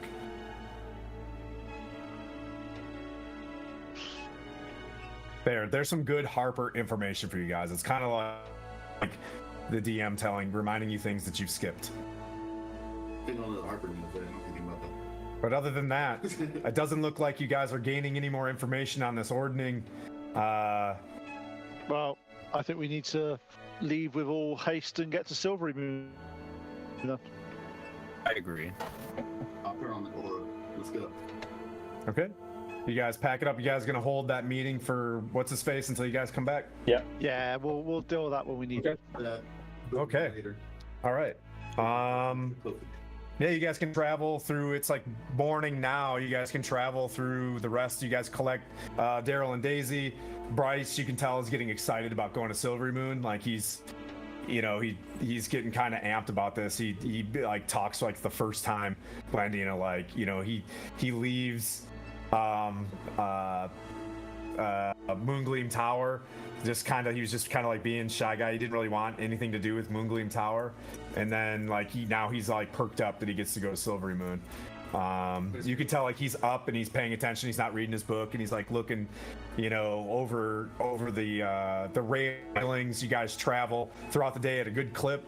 You can see you were kind of expecting more banners of like soldiers and stuff like that returning. No one is really returning from the south. As you guys move towards what's called the Gem of the North, and you guys head up the Sword Coast, you can see the Netheril Mountains off to your right, and you can see a great big pass ahead of you, where the Netheril Mountains kind of split, where there's the pass towards Felbar, and there it is, like with a shimmering aura above it, and this massive, like a platinum silver glassy bridge that crosses into this like protected magical Wizard of Oz looking city. If like you can imagine, like Silvery Moon is off to your front, and you can see this super wide bridge. As people like pass through it, there's almost like a shimmering aura of like, you can tell, Blandina, immediately, like your Ion Stone's there, but you're like, it's not like a lot of the power in your spell book is contained as you cross into it. Like this is a place of like, this town has never fallen. It's been attacked for anybody heard of Lady Illustriel? She used to like be the head mage here, but we'll pick up in the next session. I'll create a big cutscene for you guys going into Silvery Moon as you guys reach we'll say day 45, and then we'll pick it up in a couple weeks. Right So back how many here. days are we? How many days are we behind the other group at the moment? 5 now. 5. Yeah. Game to my Getting aura. there. Wait. Yeah. Sweet. It's 5 days back. But Then- what will happen is you guys will arrive, and the news from Golden Fields will start showing up as Noynek and the Revengers, you know what I mean, are gaining all this huge, loud prestige. Yeah. So what you're saying is, are you saying that they're getting all the glory? That's right. It happens that Noynek way. is, at least. Noinek is. Noinek didn't want to talk, so we made him the most popular one. It's great. But- It's great. All right. So let's shall see. we? Thanks go for everybody rate for watching. Blue Yeah, do we Box know who we're RPG? rating? All right. Yeah. Yeah. Thanks Sounds good. everybody, and we'll see you all next week. Yeah, I'll be on with another World Tabletop on Friday, and then Sunday we pick it up again with DMP. Which I think we're off back to the frozen north. We are, yeah. Yeah. Yeehaw. Well, stick around for the raid, and we will see you guys next week. They love the frozen Bye. north. My party love the